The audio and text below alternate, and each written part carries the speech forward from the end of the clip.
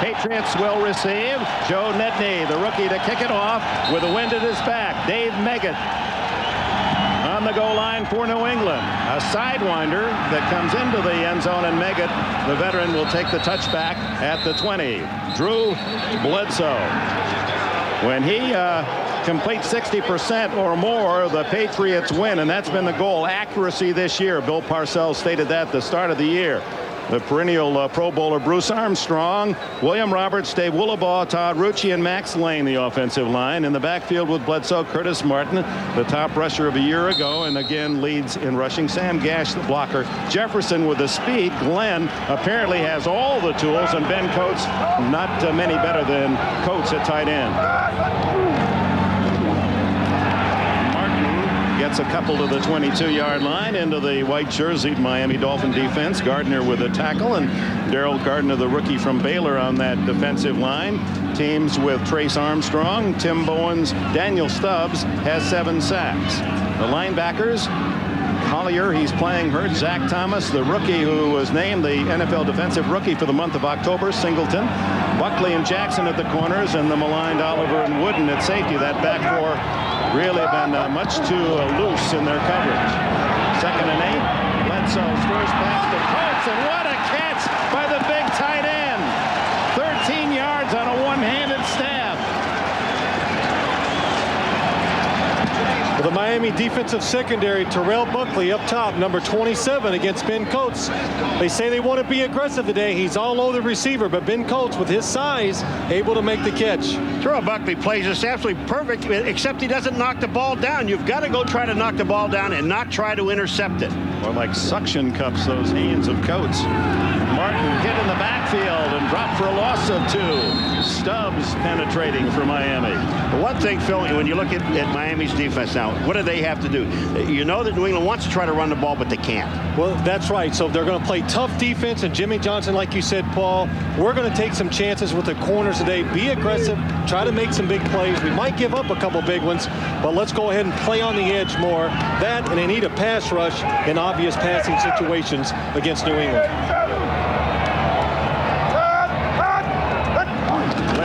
On 2nd and 12, the draw play. It doesn't fool the Dolphins. Martin dropped for another yard loss by Armstrong and Gardner. Now, with the wind, you would think that you'd want to throw short passes. That's what they did to Coates. But now take a look at Zach. This is the guy we're talking about. Zach Thomas, 54. He comes in. Gardner makes the play, number 92. And Zach Thomas is in again. Zach Thomas wants a little revenge today. Last week, the Dallas Cowboys blocked him all over the field. Jimmy Johnson says he'll come back today and play well. The rookie from Texas Tech looks at 3rd down 13 against the Patriots. Bledsoe hurries his throw to the flat. It's Troy Brown trying to get to the first down sticks and comes up a yard shy. A 12-yard effort from Brown with only his 5th catch of the year. Tim Bowens, trailing the play, saved the first down for Miami. Well, it's a situation like this. Calvin Jackson up top coming in on the blitz. 3rd and long. Go ahead and blitz and make the offense throw the ball fast. Nobody picks him up. This happened in week 1 down in Miami. The Miami Dolphins came from the outside. Nobody was picking up the blitzers. Tom Tupo leads the league in punts inside the 20. You saw with his effort. Check that, it's John Kidd who leads, and Tupo closely behind that spot. Had a great game against Buffalo and into the wind. Lands it at the 5, and just like a wedge shot, kills it at the 6. Otis Smith covers. A great kick by Tupa. 49 yards, no return. So Miami's offense takes the field in tough field position at their own 7-yard line. Tupa, former quarterback at Ohio State, and making a pretty good living as a full-time punter in an emergency or a 3rd string quarterback here in New England. So one thing about him, though, Dick, he's not a bad thrower. Tupa. Marino has lost to the Patriots only once in the last 7 years.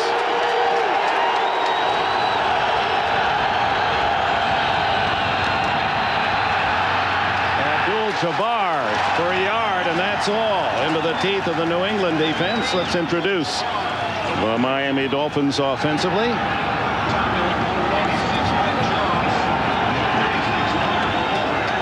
Richmond Webb and Keith Sims, who have been together for 7 years on the left side. Tim Ruddy, Gray, and Brown, the offensive line. Marino, the quarterback. The all-rookie runners, Abdul Jabbar and Pritchett. Randall Hill and O.J. McGuffey, wideouts. And Troy Drayton playing on a gimpy knee. Did not warm up well, but he starts at tight end. Wearing a brace. Marino's first throw. Steps up down the sidelines and finds Hill. Is he inbounds? No. Covered by Jimmy Hitchcock and Willie Clay. Good catch by Randall Hill, but his momentum took him out of bounds. Well, the ball drifts and that pulls him out of bounds. There's 1 foot. He can't get the second foot down that's on the line. Now, Phil, when you look at this here, you're seeing Marino throwing the ball. They would like to run the football, right? Well, they talk about running the football, Paul, but I really believe if you want to, then start out throwing the football through the Miami offense and get New England's defense thinking about pass, and then you run the football. But that second replay looked like Hill might have just gotten his toe down inbounds. Third down, the quick throw incomplete to Juris McPhail, and the New England defense has held. Well, that time they just came, and Marino had no time to even set up any kind of a screen, and I think that's where they were trying to run. No, John Kidd, averaging 47 plus. He is currently number 3 in the league. And Dave Meggett, always dangerous, back at the 41 of New England. Wind at the back of Kidd.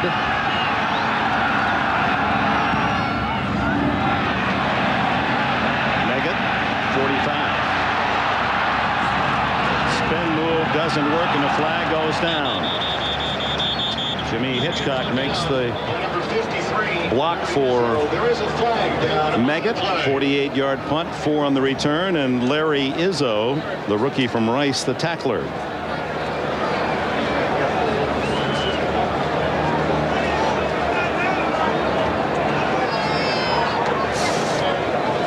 I can never understand what takes these guys so long. Here's the guy that threw the flag. Say who you threw it on and what the penalty is. It's very simple, isn't it? Illegal block. Number 31 on the return. 10 yards. Oh, Hitchcock, 31 with the penalty. Number 31. Now, see that? You see the guy's name, and he really was trying to pull off. That's a bad call because Hitchcock was trying to pull away from him, and the tackle was already made. Bill Parcells in his 4th year here in New England, and after his early success, had this part of the football country excited about the Patriots' future. Sobered a bit last year, 6-10, but has his team hot now, winning 5 of the last 6. Drew Bledsoe starts from the 37. Perfect throw, complete to Terry Glenn, who has a first down at the Miami 48. 14-yard play. Now that was too easy. That was too easy. Well, it was a good job by New England spreading the field, and look when Drew Bledsoe, when he drops back, he knows Terry Glenn. You have a linebacker covering Chris Singleton. That is a matchup you like. But again, this Miami defense, they cannot be very confident their pass defense. So throw the football at them. Let them keep thinking they're struggling because they are. Keith Byers, the former Dolphin, has what appears to be about 9 on that throw to the 39-yard line. Byers, who caught 7 in the win against Buffalo last Sunday night. We're in Foxborough, and we welcome those of you who have seen the Cincinnati Bengals rally to beat Baltimore 24-21. Jimmy Johnson's Dolphins and Bill Parcells' Patriots at it here. 5 minutes gone in the opening quarter, no score, but New England has moved to a 2nd and 1 at the Dolphin 39. Bledsoe handing off to Martin, and Curtis Martin to the 36. That'll be a first down. Stubbs and Thomas collaborate on the stop. Zach Thomas, again, Jimmy Johnson told us he had a bad game last week, and he really felt bad about it. He said he's going to be better this week. Look at this. He takes on the guard and steps up and makes a tackle. That's pretty good defense. But Phil, let me ask you a question. For 2 plays, the Patriots come out, they run the wide receiver off, and they bring Byers one time and Glenn the other time underneath with linebacker coverage. They've got to get Miami's got to get out of it. Well, there's not much they can do, Paul. The wide receivers are going outside. They're putting a receiver in the slot. So you're really isolating those linebackers, making Miami spread its defense, and that's the reason it's easy to throw it out in the flats for those easy completions. Dale Hamer, the referee, comes to the sidelines. Some difficulty with the chain.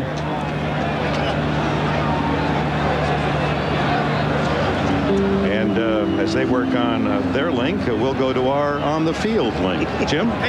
Well, Dick, the problem with the chains is the bottom part of the chain came undone, so they got to get a wrench down here to try and fix this because he can't stretch out the 10 yards on the chain link here.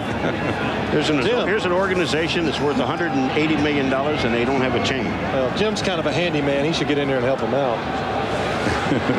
He only works on the serious problems. This is just peanuts for him. No, you know what he's doing? Jimmy's down there telling him what to do. I mean, he won't do it himself, but he'll tell you what to do. He knows how to tell you. Well, the ball at the 36-yard line. Back to the official business, and it's a first down for Parcells Patriots. Ben Coates, the tight end, sent way out to the right in this formation. Glenn inside him. Deep drop on Bledsoe, and he throws underneath to Martin, and Curtis Martin has another first down at the 21. 15 more. Well, the Miami Dolphins, we heard so much about it. Last week they played a soft defense.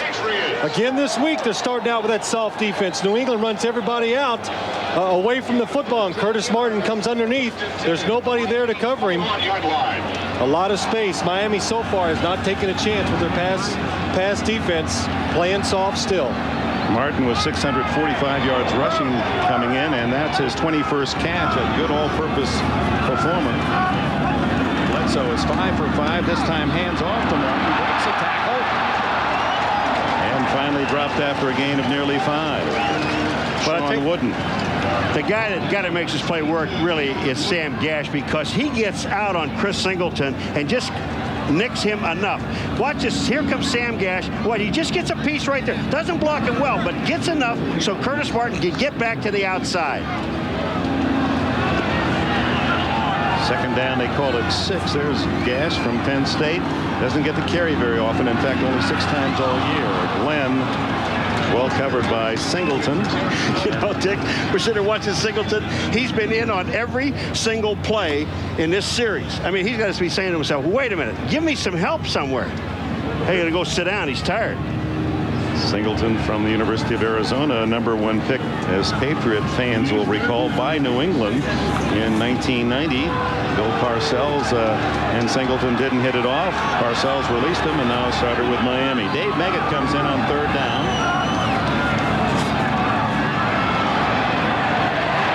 Again, Meggett open. Meggett driving for a touchdown or not. No signal yet. He's right at the goal line. What an effort by Meggett. It'll be 1st and goal, New England, inside the 1. Again, the New England Patriots bringing everybody out down the field. Dave Meggett sneaks underneath. There's nobody to account for Dave Meggett coming out of the backfield. And what a job he does after he catches it. Oh, he actually fumbled and hit the sidelines. That could have been a touchback Miami. That was close to disaster for Meggett. Byers in motion, 1st and goal. Touchdown. Ball was loose across the goal line as Martin gives New England the lead.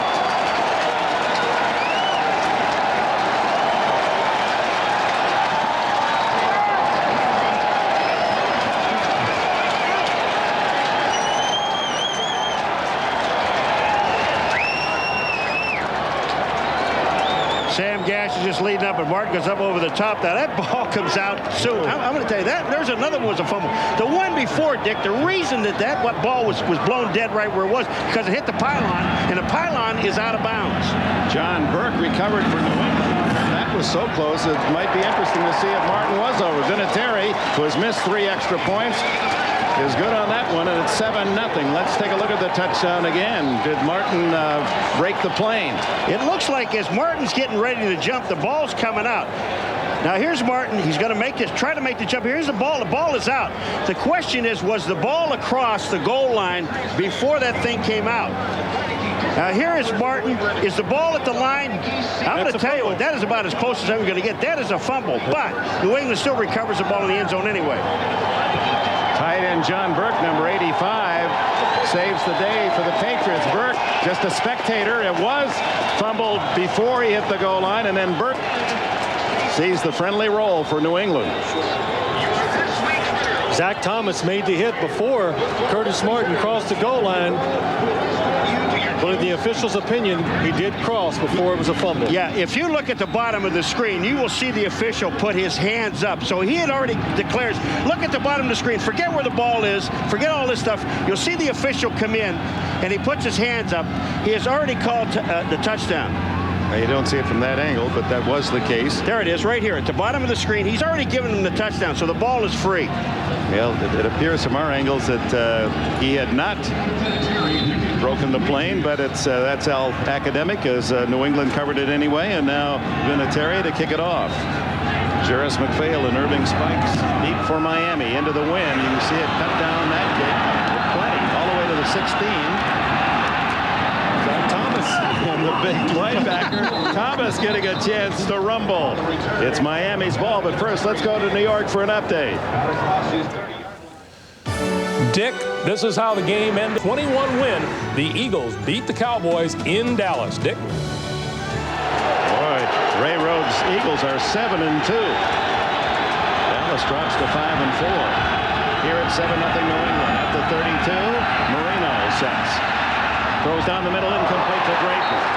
Troy Drayton, and it didn't look as if he had really completed his pattern. He was just kind of sitting out there and hoping he could get to it. Well, we watched Troy Drayton warm up today. He has a problem with his right knee. He missed last week's game, and he hobbled all around the field trying to warm up. Couldn't run full speed, and here's a good example of it. Perfect throw by Dan Marino, but he's not able to get to it. But Marino and the Dolphins are doing exactly what you just said at the beginning of this game. We're going to pass the ball downfield and open it up so we can run it. Randall Hill right, O.J. McDuffie in motion.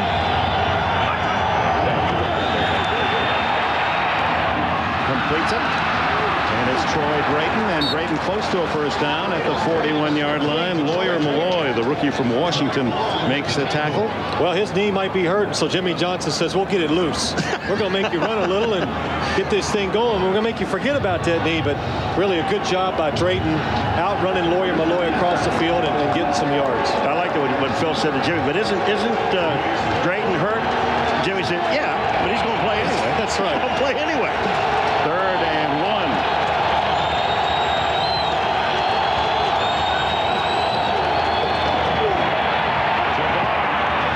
Picks up the first down as he crosses the 45. Ty Law and Willie Clay on the hit.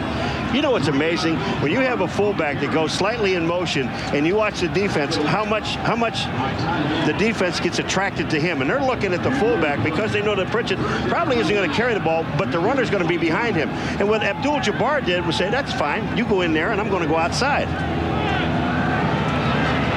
Abdul Jabbar with 6 touchdowns rushing for Miami. And of course, he had a very impressive debut in the win against New England on opening day. He leads all the rookie runners in the league in touchdowns made coming in today. First down for Marino. Into the flat to Abdul Jabbar. He crosses the 50. And at the 48-yard line where Jimmy Hitchcock makes the tackle, no fumble. 6 yards on the play. So Jimmy Hitchcock felt that he just stole the ball from Abdul Jabbar. Hitchcock starting for the injured Ricky Reynolds at the corner. All right, here comes Hitchcock, 31. Now look at this. Does he steal the ball? No, Jabbar is down. Here it is here. Number 33 is Jabbar. Here comes the ball. The ball is out. I'm going to tell you what. We've seen 3 questionable fumbles so far in this first quarter. Jabbar smothered Todd Collins, and others make the hit. Well, this is the first time this year either team has really played in cold conditions where the wind is blowing, and that football gets a little hard and slick, and It's calls for fumbles and drop passes in days like today. Well, in your giant heyday, Phil Sim, it just seemed when you got to November, your team became even tougher. Well, we could run the football, Dick, and they'd call on me about every other quarter to throw a pass, so it was a little different. Neither one of these teams is strong enough or big enough just to come out and line up and run the football on them. 3rd and 3. Marino shotgun. 4 wide receivers. To the sideline. Lamar Thomas at the 20. And the former University of Miami stars to the 15. Willie Clay gets him down after a 32-yard play. Well, this is where Hitchcock is going for the interception, Phil. He's going for the interception. Up top, you'll see Hitchcock against Lamar Thomas, and it's actually very good coverage by Hitchcock's, but Dan Marino steps up in the pocket and throws a strike out there. Jimmy Hitchcock, we talked about it. He took a gamble, tried to go for the interception, and he lost this time. We're going to get back with Dick, but was that the perfect pass? You can see that? That's the perfect pass. And he had to play the wind, which is blowing toward that sidelines. Abdul Jabbar to the 11-yard line. Ted Johnson, the middle linebacker, in on the tackle. Of course, the whole theme in the training camp for Jimmy Johnson, we are going to run the football. In the first 3 games, they certainly did. And they won all 3. But they've only won 1 of the last 5, and here's why. 2.7-yard average, only 3 touchdowns. It's like David Copperfield is coaching the running game here. It's disappeared. Well, I think early this season, they caught a few teams by surprise because they were so adamant about running the football. Abdul Jabbar hits the sidelines. Ted Johnson in hot pursuit after a 4-yard gain. McGinest was there as well. And of course, when Dan Marino was out for those few games, then all the defenses said, we're going to stop the running game. You're going to have to beat us throwing the football. Exactly. I mentioned something about the perfect pass when Marino just threw the ball over there, and I said he said to us yesterday, Marino, there's no defense against the perfect pass, and he says, I throw the perfect pass. That's right. He's thrown a lot of them over his career. Ball at the 7. 3rd down and 3. Jarris McPhail in the backfield with Marino.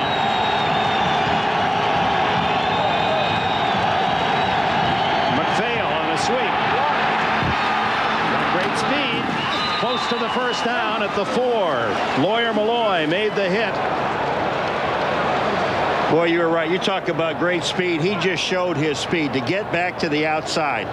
When they pull, look at Simpson. He pulls to the outside. They let the linebacker go by. When they do that, they already know McPhail's going to beat the linebacker. So Sims gets downfield to knock down a defensive back. Chris Slade has a chance to come up the field and make the play. But Jarris McPhail, the fastest guy in the Dolphins team, able to get outside and pick up some valuable yards.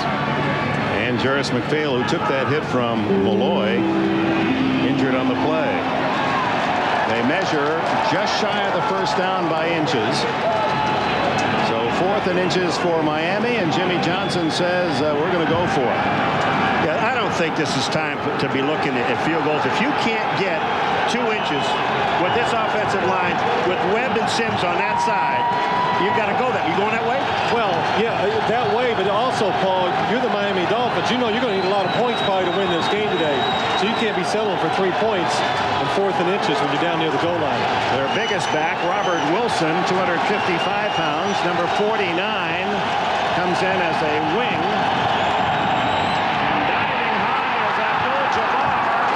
It'll all depend on the mark. They mark it at the 4, and that'll be a first down. They marked it at the 3.5, and that'll be a first down.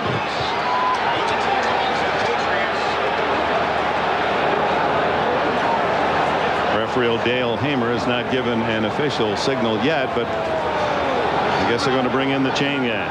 I got the laughing though, Dick. We talked to Parcells about his 4th down this year. I don't think they made any. I mean, he gets nailed every time. He's, well, I'm protecting my kicker. Not anymore, I'm not. Yeah, he said he told the team, no more going for it on 4th down. We're going to kick the field goal and try to get some points. By the length of the ball, a first down for Miami. 1st and goal, trailing 7-0 here in the opening quarter. It's a good surge by the Miami offensive line, pushing back, giving the Kareem Abdul-Jabbar room to jump up and try to get over the pile and just get a couple inches for the first down. Good job by Todd Collins to meet him in midair, but Abdul-Jabbar just enough.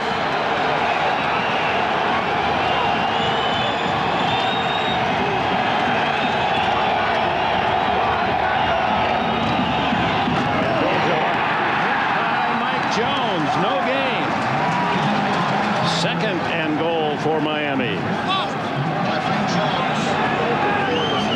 And we welcome those of you who have seen the Chargers with an upset at Indianapolis, 26-19 behind Sean Salisbury, as the Colts, Harbaugh intercepted 4 times in the first half.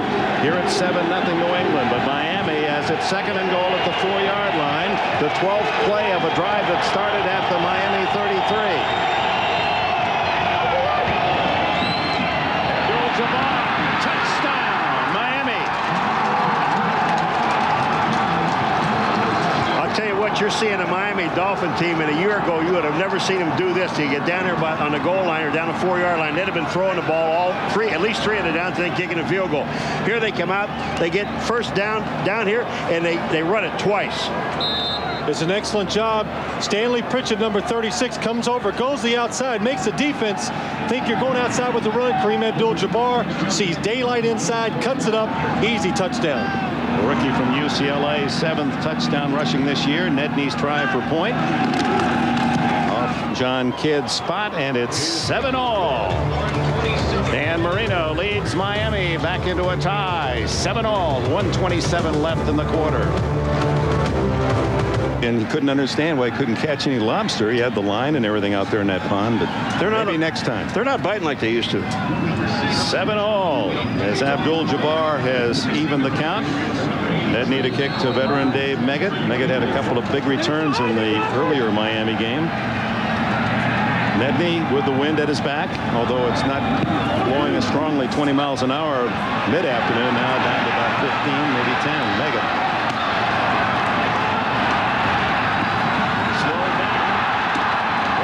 The tackle, the little guy from Towson State, out to the 34-yard line. We'll take a break. 1:15 left in the first quarter.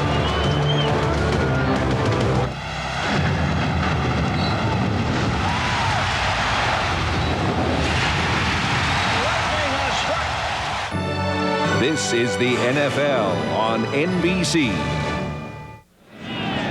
For those of you who have joined us from the first half of our NBC doubleheader, here's the New England touchdown. Could have been controversial. Curtis Martin is tackled, loses the ball outside the goal line, although it was called a touchdown. A moot point, however, is that John Burke, 85, fell on it anyway in the end zone. 7-all from the 34. Watch! Curtis Martin with a flag down and 5 yards if. Zach Thomas to make the tackle, and it'll come back.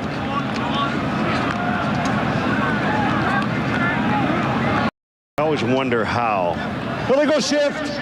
2 men moving on the offense. How 5 you yards. have a timeout, you're on the sideline, first down. you're talking to the quarterback. Yeah. You know the play. He's out there. He waits for our commercial. He stands. He tells his whole team, and then they have two guys in motion at the same time. Well, Keith Byers is moving, and you can see Curtis Martin, number 28, stepping forward. Well, he had to wait too long, Paul. He's anxious. He wants that football. Yeah. Stand around too long like that, you make those kind of mistakes. Pay attention during the timeouts. So first down 15 for Drew Bledsoe. Very impressive on the touchdown drive. He was 5 for 6. Being chased, but gets it away to Meggett, and Meggett able to struggle forward to the 34-yard line. Shane Burton made the tackle. It was Aaron Jones pressuring Bledsoe. Man, I'm going to tell you, I'd like to know how this defense worked. They had Dwight Hoyer, number 50, covering on Ben Coates man-to-man. But also number 97, Aaron Jones, the defensive lineman, they had nobody blocking him. And Drew Bledsoe, something he's done very well this year, moving around a lot more than he ever has in the past, getting rid of the football and making some positive plays. Keith Byers, the former Dolphin, in motion. And hit in the backfield is Meggett, as slicing through with Zach Thomas. And what a rookie find he has been. 5th round, the 154th player selected. Zach Thomas has played terrific football this first half of the year. And that's the end of the opening quarter here in Foxborough. The Dolphins, the Patriots, 7-all. Welcome back to Foxborough. Dick Enberg along with Paul McGuire, Phil Simms, Jim Gray. Look at the quarterback comparisons, and Bledsoe missing on only 1 pass. Working against his idol as a kid, Dan Marino. Bledsoe goes long. Sean Jefferson unable to come back in time as Zach Thomas put the heat on Bledsoe. Boy, did Bledsoe take a shot just as he was throwing the ball. Zach Thomas. It's a blitz. Tim Jacobs, the secondary guy, comes from the outside, occupies the blocker. Zach Thomas sees an opening, and this man can run and make a decision and get to a player when he wants to. Sean Jefferson can attest to that after the hit he took down in Miami in game 1. Tupa to kick it with O.J. McDuffie back at the 22. He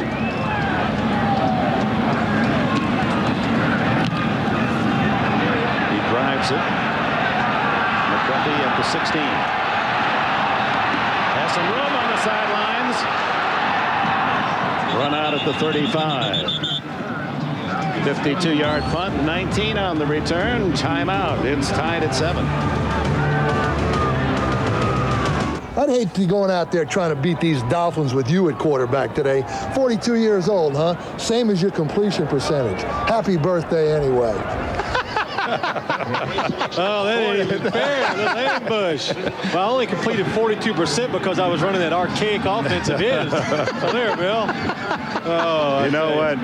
Bill Parcells has 3 daughters. You're the son that he didn't have. Boy, does he really cares about We you. were out at practice Friday. It was very cold, and of course I wasn't dressed for it. And we're freezing. He looks over at me, and I'm standing there, and he goes, "Oh my gosh." She goes, "You are soft." He says, "You're softer than Carville ice cream."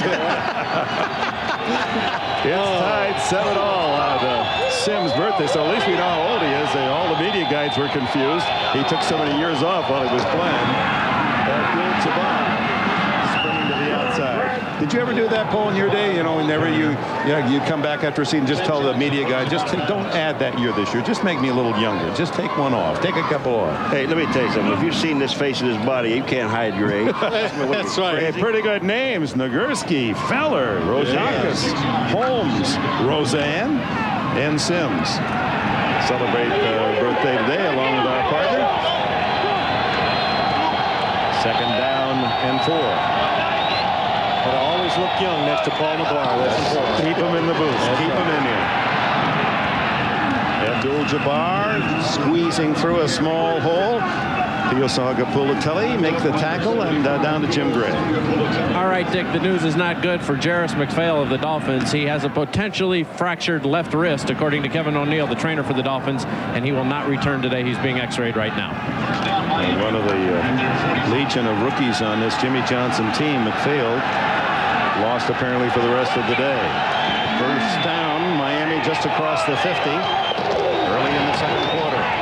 Workhorse is Abdul Jabbar. He gets a couple. Dick, let's go back. Let's go back to the 1st quarter, the first possession of the Miami Dolphins. Marino throwing the ball down the field has opened this thing up. They're running. They're attempting to run the football. Now they picked up the last 1st down running the ball, and they seem to be doing a pretty good job at it. But also they're going into the wind now, so they were trying to take advantage, I think, in the 1st quarter, having the wind in your back, try to get some big plays. They've rushed as a team for 34 yards on 12 tries, a little better than their average the last 5 games. Blitz picked up, good throw, and a 1st down to Charles Jordan, only his 5th catch all year, the former Raider and former Packer, and what a throw by Marino. The perfect pass again. He throws this ball before Jordan makes the move, and Marino knows it. When Jordan is making this move, the ball is now in the air. Watch this. As he turns, here's the ball now.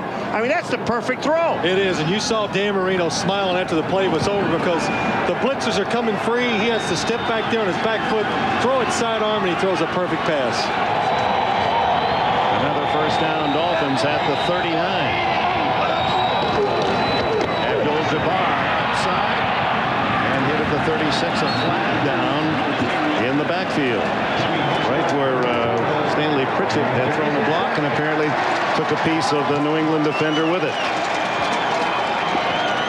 Let's talk a little more about Marino. One of the things that Holding. Number 86 to the offense. 10 yards. 1st down. Brett Carroll and his holds Chris Slade, number 53, at the end of the line of scrimmage. You could see him pulling on the jersey. Once you put that hand outside the shoulders of the defender, the referee will almost always call holding. Keith Byers, when we talked about Miami, his former team yesterday, Marino's the most confident player that I have ever seen by far. He said, no defense for a perfect pass, and I can throw a perfect pass, is the way Marino operates. Right there for Pritchett to the 40-yard line to get back about the 10 they lost on the penalty. Confidence, cockiness, all qualities you'd want in your quarterback? The greatest quality you could ever give a quarterback is to have the confidence of a Dan Marino. And I've always said, and I mean this as a compliment, he's never thrown an incompletion or an interception that was his fault. Because he just doesn't believe he can do no wrong. So when he does make a mistake, it doesn't wear on him. He comes back out in the field still feeling good, and he can create positive plays because of that. Second down and 11. Marino steps away from trouble. And now trying to get it loose. No flag down. Fans want grounding. Johnson and McGinest were all over Marino.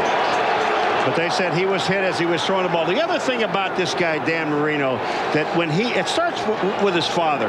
Now you see the replay now, and here comes Marino. He's going to step up. He feels Slade right there. He steps up. Now watch what he does. He pumps. Now he just throws. He knows he's going to get hit. There's nobody out there, but he throws the ball away. That's smart.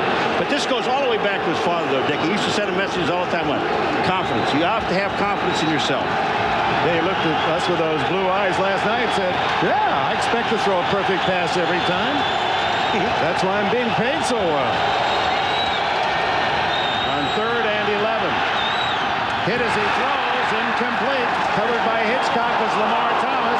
Flag is down, and Hitchcock can't believe it. Well, Lamar Thomas went to the official on the side and started complaining, but he didn't throw the flag. The flag came from way downfield, and they called pass interference on Hitchcock there. Or holding. Either way, it's going to be Holding. a first down. Number 31 of the defense, 5 yards, first down. So on 3rd and 11, the 5-yard hold gives Miami new life. Well, you can see his hands on the defender, and as he breaks out, look at that right hand, had a hold of the jersey. The official standing behind him, you could see that right hand on the jersey. That's why he got caught. First down on the penalty marked at the 35-yard line. Hitchcock again playing at that corner for the injured Ricky Reynolds. He's in his 2nd year out of North Carolina. He's only got 10 guys on the field, I think. And that's what Marino's upset about. Jimmy Johnson was trying to get somebody in the game. 2, 4, 6, 8, 10 guys. That's all they have. He is really upset because look, we only have 10 guys. We need a guy. Give me somebody. Confident, and that could be contagious, that kind of attitude. Jimmy Johnson's reaction. He knew there were only 10 in the field, and O.J. McDuffie didn't make it. First down at the 35. And 15 more for the Dolphins before Chris Slade can drag him down, along with Willie Clay. Now that was a perfect run. I mean, what Kareem Abdul Jabbar did on this play is he finds the hole. Excellent job up front. You can see Willie McGinest, number 55, getting blocked to the outside. And Jimmy Johnson has told us so many times about Kareem Abdul-Jabbar. This cow will see the daylight, find the hole. Just everybody stay in their blocks, and he'll pick the right place to run the football. Picked in the 3rd round as Johnson had a sensational draft. Many have documented that. Marino changing plays.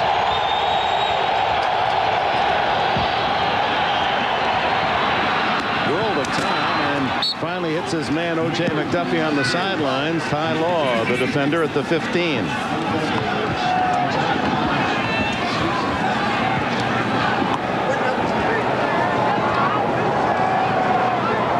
We hope you'll follow the NFL on NBC Online at NBC.com/sports.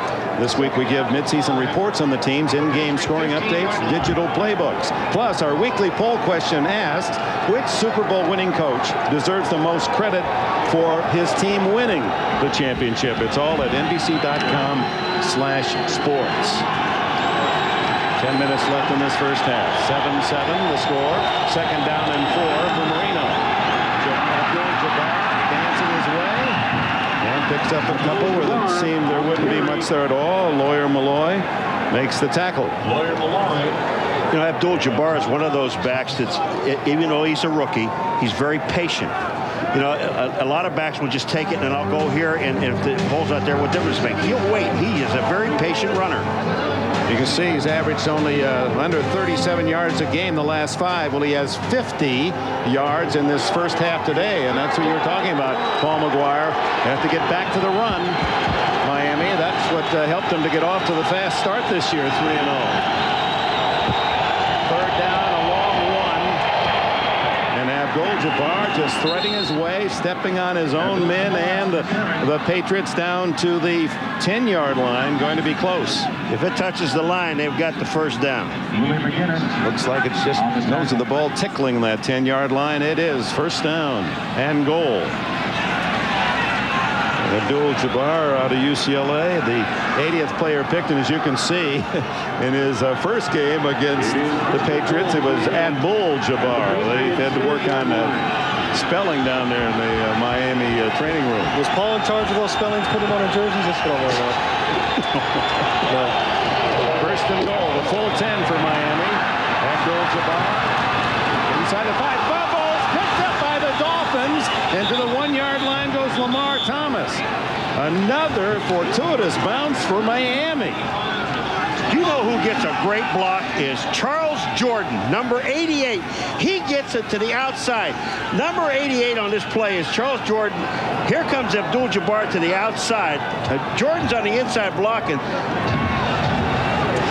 Boom, the ball is fumbled. Miami picks it up. Now, there he is on the bottom of the screen, number 88, Jordan. Look at this block. He's just running the linebacker all the way back out of the play. That's a good block. They may be rolling the ball down by contact at the 3, so there was no fumble ruled, and now timeout taken by Marino and Miami with 7:54 remaining in the half, and Miami threatening to take the lead. Day drawing to a close, the coldest day of the fall here in New England. Temperature will be close to freezing tonight. Second and goal at the 3, Miami tied at 7. Pritchett in motion. It's Abdul Jabbar again. Touchdown. The second for the rookie. And Miami takes the lead for the first time. I don't see anything wrong with the way this offensive line is blocking, and they're not going to the left side to Richmond Webb and Sims' side. They're going back the other way where Gray and Brown. That's right. You think they'd go over Richmond Webb, the biggest offensive lineman they have, and they did that in the first meeting. But this time we're seeing all the runs to the right. Again, Kareem Abdul-Jabbar just seeing the hole, and it's a big one that time. Well, he's the man who got them downfield, running the ball 41 yards. Medney adds the extra point, and Miami moves in front 14-7. You're watching the NFL on NBC. NFL on NBC is brought to you by Domino's Pizza. Call now to enjoy a hot and delicious Domino's Pizza by halftime. For hot and wow, call Domino's now. Let's take a look at the touchdown. Look at Chris Gray seal off the inside and James Brown kick out on the outside, and the clear lane that Abdul Jabbar has to run into. Both touchdowns they've scored today have been the exact same play, and look at that hole. Jabbar scores another easy touchdown. Picked off by Medney, Troy Brown, and Dave Meggett. It's to Meggett's side at the 13. He stopped shy of the 30-yard line. 7 minutes and 42 seconds remain before the intermission. Key plays on the 12-play, 65-yard Miami scoring drive. Charles Jordan rarely used, 13-yard catch. Abdul Jabbar with a big 15-yard run, and then Abdul Jabbar 4 for the touchdown. They're keeping the ball away from the New England offense with long scoring drives, Miami. Bledsoe goes to work. Wide open is Troy Brown. They'll take it, Terry Glenn. It's Glenn to midfield at the 50. First down, a 20-yard play. Terry Glenn does an excellent job of coming across the formation. It's a play-action fake.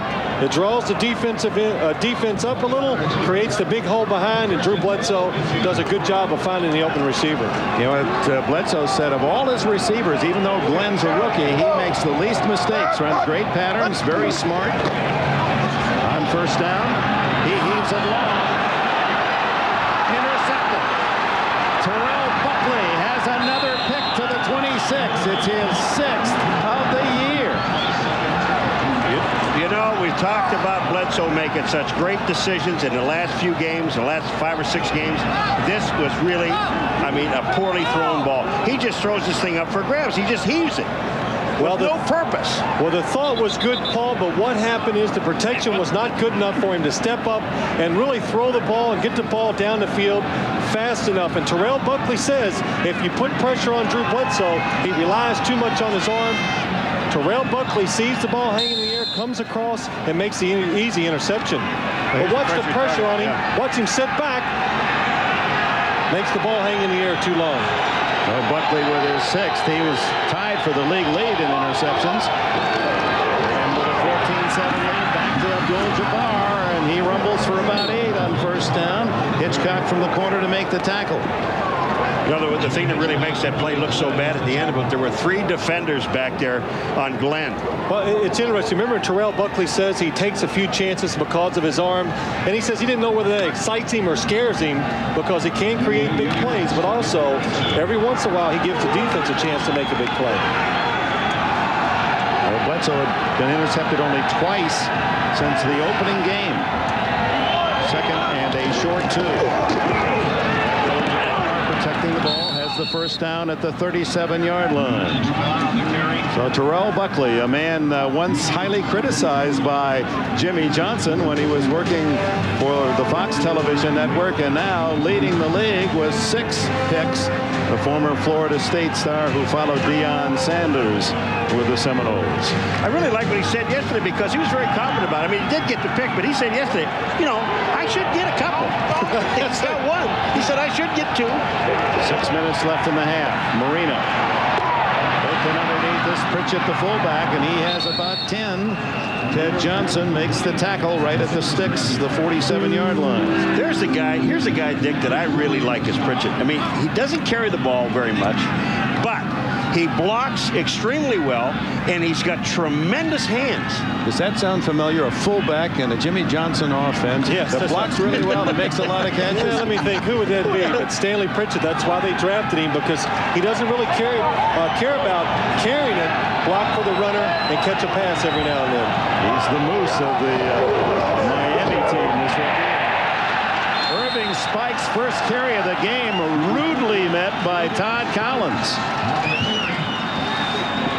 Todd Collins and Ted Johnson. Ted Johnson, number 52, and Todd Collins, number 59, come up into the gap, and the Patriot coaches say that Ted Johnson, number 52, is their best defensive player week in and week out. 2nd year out of Colorado. Todd Collins played at Carson Newman. Jimmy Johnson now brings in Bernie Parmalee, a veteran from Ball State. Abdul Jabbar apparently being rested. 3rd and 3. The receiver tripped up, and it appeared he was going to break into the clear. Lamar Thomas. Incidental contact is the call. And I'm going to tell you something. This is a great non-call. Because there's just no way that Lamar Thomas, watch this, when you see what happens. Here comes Lamar Thomas. Watch his feet. They just get tangled up. I mean, he's pushing off with his arm, and that was not intentional. So it's a good non-call. Back to punt is John Kidd with Dave Meggett inside the 15 for the Patriots. So Buckley's interception not costly to New England. A wobbler. Meggett says stay away from it, and then fields it.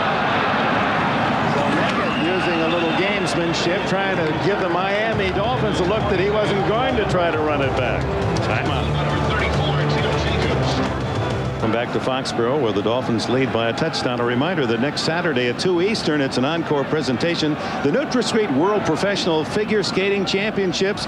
Christy Yamaguchi, Nancy Kerrigan, Brian Boitano, Torval and Dean headline a world-class field of skating stars next Saturday here on NBC. First down, Patriots at their 22, trailing 14-7.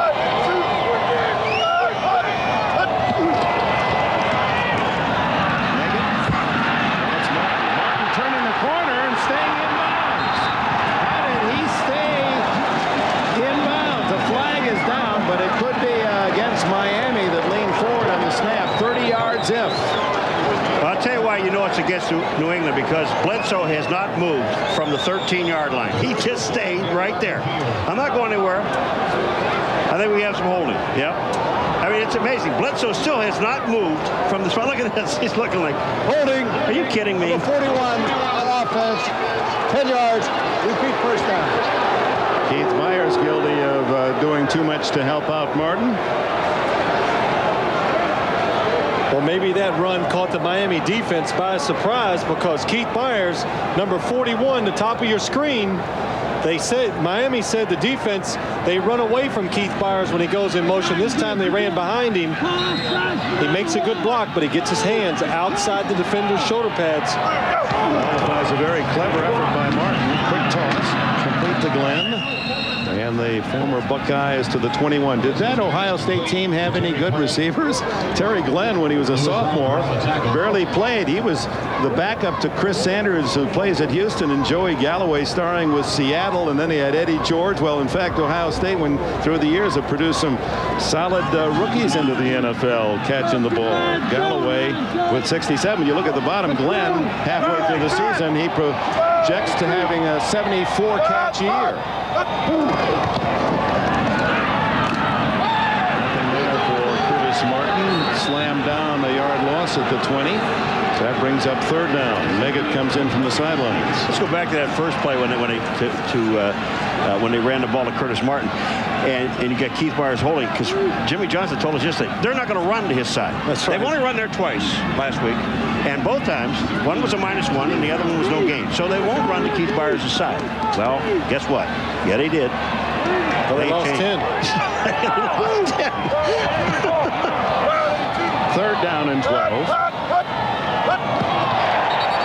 That's going to be a full start. It was Daryl Gardner who jumped into the backfield, but looked as if one of the Patriots lurched on that offensive line. Officials will powwow. But if Daryl Gardner moved first, it should be a penalty on the Miami defense. Now they're going to. Well, Jefferson doesn't like what he's hearing. Yes, he's. No. I don't know. Maybe they're discussing that proposition. They got a heavy proposition here in the state of Massachusetts on Tuesday. And Right of the snap. We have a neutral zone infraction on the defense. Neutral zone infraction. 5 yards. Third down. It is Daryl Gardner. What's number 92, Daryl Gardner, down here at the bottom of the screen. You can see he's going to jump first. And now that makes the receiver, Terry Glenn, number 88, on the outside move. So that should be a 5-yard penalty against the defense. Good call. Bledsoe was so effective with his snap count, he was drawing his own teammates offside as they warmed up before the game. So 3rd and 7. Down the middle, the Colts, first down, fumbles, and it is recovered by Miami's Louis Oliver. Dolphins have the ball inside the Patriot 35. First time today they threw the Colts, right? Well, first time, but Ben Coates, watch him coming down the field against number 34, Tim Jacobs, just pushing him around because he's so much bigger than Jacobs. But Jacobs makes up for it, comes in and strips the ball out of Coates' hands. Well, that's the one thing that Jimmy Johnson also told us. He said, we're not getting the ball, we're not taking turnovers. We're not taking the ball away like we did at the beginning of the season. This is what we have to get back to. And that's what these guys are taught. The guy catches the ball, strip it. So leading 14-7. Marino from the 33. Underneath. Abdul Jabbar.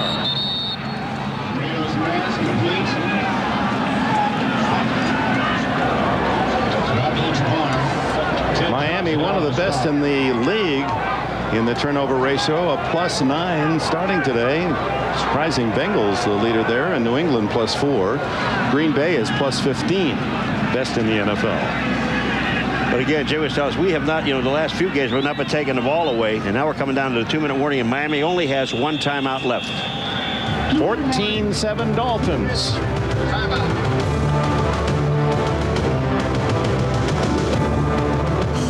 Of their 53-man roster, 10 are rookies, Miami, but they've lost one probably for the rest of the year. Jarris McPhail, the word up is that he fractured his left arm. Fracture left arm, Jarris McPhail, and that'll probably cost him the rest of the season. So Johnson, who has McPhail, Abdul Jabbar, and Pritchett, 3 young running backs. Now we'll count on Abdul Jabbar. It's amazing, though. I mean, here's a guy, and they're pretty good, 4-4. They're still in the thick of things, and starting sometimes during the year, starting 7 rookies. 2nd and 4, 2 minutes left in the half. Abdul Jabbar to the 25 and just inside it, where it'll be 3rd and about 1.5 yards. Songapulatelli leading the defensive charge. Then Coates fumbled, giving Miami a chance to build on the 14-7 lead. Meanwhile, Abdul Jabbar's rushing numbers here in the first half, very impressive in light of how difficult it's been to run for Miami in the last 5 games. Well, I think it goes back to what Jimmy Johnson told us last night. They match up very well against this New England team, so they feel like they can physically come out here and do some things they probably couldn't even think about doing last week against the Dallas Cowboys. 3rd and 2.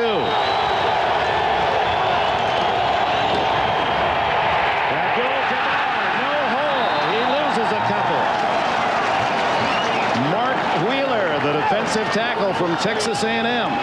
Well, here's where New England should take a timeout, and I think they're going to. So the Patriots take the timeout. Jimmy Johnson, will he go for the field goal? We'll be right back. We get word that Dan Marino complaining he can't hear the radio call from the sideline. Meanwhile, Jimmy Johnson brings out his field goal unit. Doesn't mean he wouldn't try a fake. He has that all in the playbook. Nedney, this would be a 45-yard attempt into the wind. His longest this year is 39. Rookie gets it on the way. It is no good. Wide to the left. So the Patriots escape an interception, and now Ben Coates fumble. Miami unable to take advantage. Well, this ball looks, the strings are fine. He just pushes the ball. You know what he was playing on? He put it out to the left, hoping that the wind would bring it back because the wind is blowing from his left to right, and it stayed out there. It didn't come back in. When they were kicking during warm-ups before the game, the wind was blowing 20 to 30 miles an hour, and Paul, this shot would have gone down the middle before the game, but the wind has died down and did not affect the football that time. New England takes over with a minute 3 seconds left in the half in good field position at their own 35. Bledsoe dumps it off to Meggett. Meggett gets 11. First down at the 46. Zach Thomas makes the tackle. Hurry up, New England offense. This is where Meggett is such a valuable asset, as our partner Phil Simms well knows. Bledsoe. Troy Brown. Yes, Troy Brown. Brown and Glenn very similar in size. Brown with his 6th catch of the year, 13 yards. Time out as he goes out of bounds, as we remind you to stay tuned for our Domino's Pizza halftime report. Greg Gumbel, Mike Ditka, Joe Gibbs, Chris Collinsworth, Ahmad Rashad. Oh, the official was the defender as Meggett couldn't get around the umpire. Meggett fighting his way through the umpire in such a dangerous position for any official is that umpire spot where you're in the thick of the action. Bill Parcells was yelling to one of the officials on the sideline, telling the other one to get out of the way, but Dave Meggett, nobody around him, no defender. All of them were at least 10 to 15 yards deep down the field. Drew Bledsoe doing a good job of seeing the underneath receiver wide open. 34 seconds left in the half. Glenn gets a block.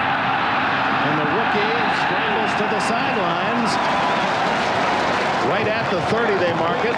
It would appear to be a first down, a 10-yard play. Stop the clock with 28 seconds showing. What a great block he got from Dave Meggett. Dave Meggett gets to the outside and just hammers. Yes, he did. But even though he went out of bounds and the clock is stopped, they are not huddling up. Keep the defense in turmoil. Don't give them a chance to regroup. And that's what Drew Bledsoe has done twice in this drive. Meggett unable to pull that one in. Probably wouldn't have gotten much anyway. 24 seconds left. Again, no use huddling up if you're the offense. Drew Bledsoe, this way the defense usually doesn't make any changes. They play the same defense you saw in the previous play. Down the middle. And open is Glenn. First down at the 15. Timeout, New England. Bill Parcells' team trying to rally for a tie before the half ends. When you look at this thing, Dick, look where Bledsoe puts this ball. It's out in front of the receiver. The only person that can catch it is the receiver. Defender really has no chance. That's a perfect throw. But a pretty good catch, well covered by Tim Jacobs as Glenn out muscling him for it. His 5th catch of the half for Glenn, who now has 42 on the year. First down at the 15, 19 seconds left. One time. Caught and out of bounds goes Glenn as he's horse-collared at about the 7. Louis Oliver, the defender. 8 yards on the play. 14 seconds remain. That whole play took 5 seconds. Bill Parcells sends in 3 men and then calls them back. And I believe that's going to be a... Now they were reaching for the yellow flag, and now they're going to call time. Timeout. Miami calls time. The final charge timeout.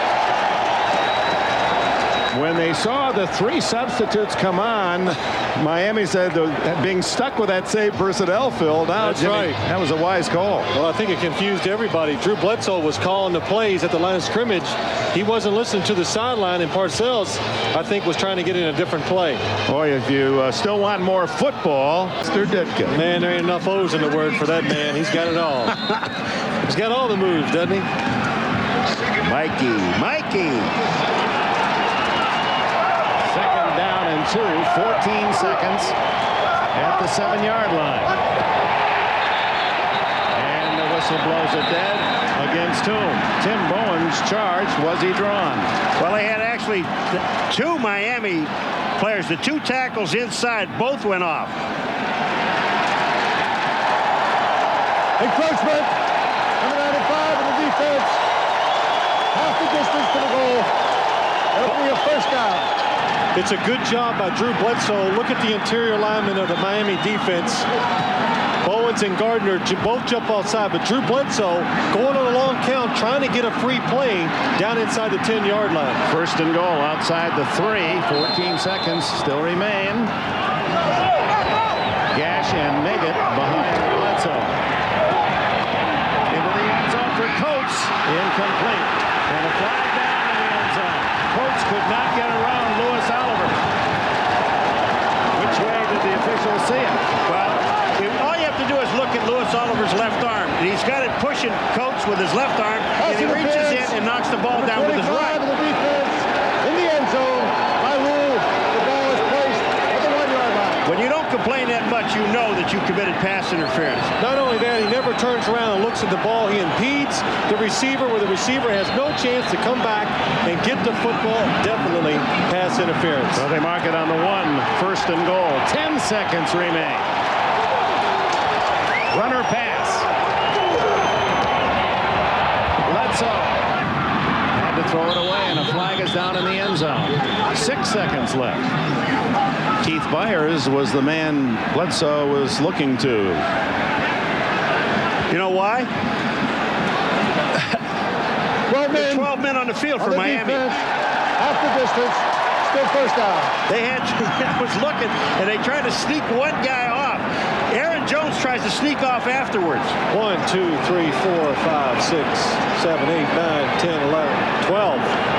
Couldn't get them all in there, but an extra defensive back Or no, 97, an extra defensive lineman out there. But after the play, Aaron Jones tries to sneak off the field, but they'd already caught him. Now they put the 4 seconds back on the clock. 10 seconds.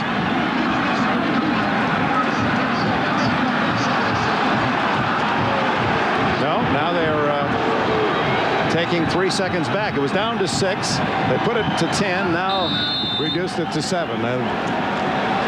You'll have to figure that one out yourself. Well, they still have 1 timeout left, so it does give New England a chance to run the football if they want to and call a timeout in this situation. Curtis Martin. Did he get in? Yes. Touchdown.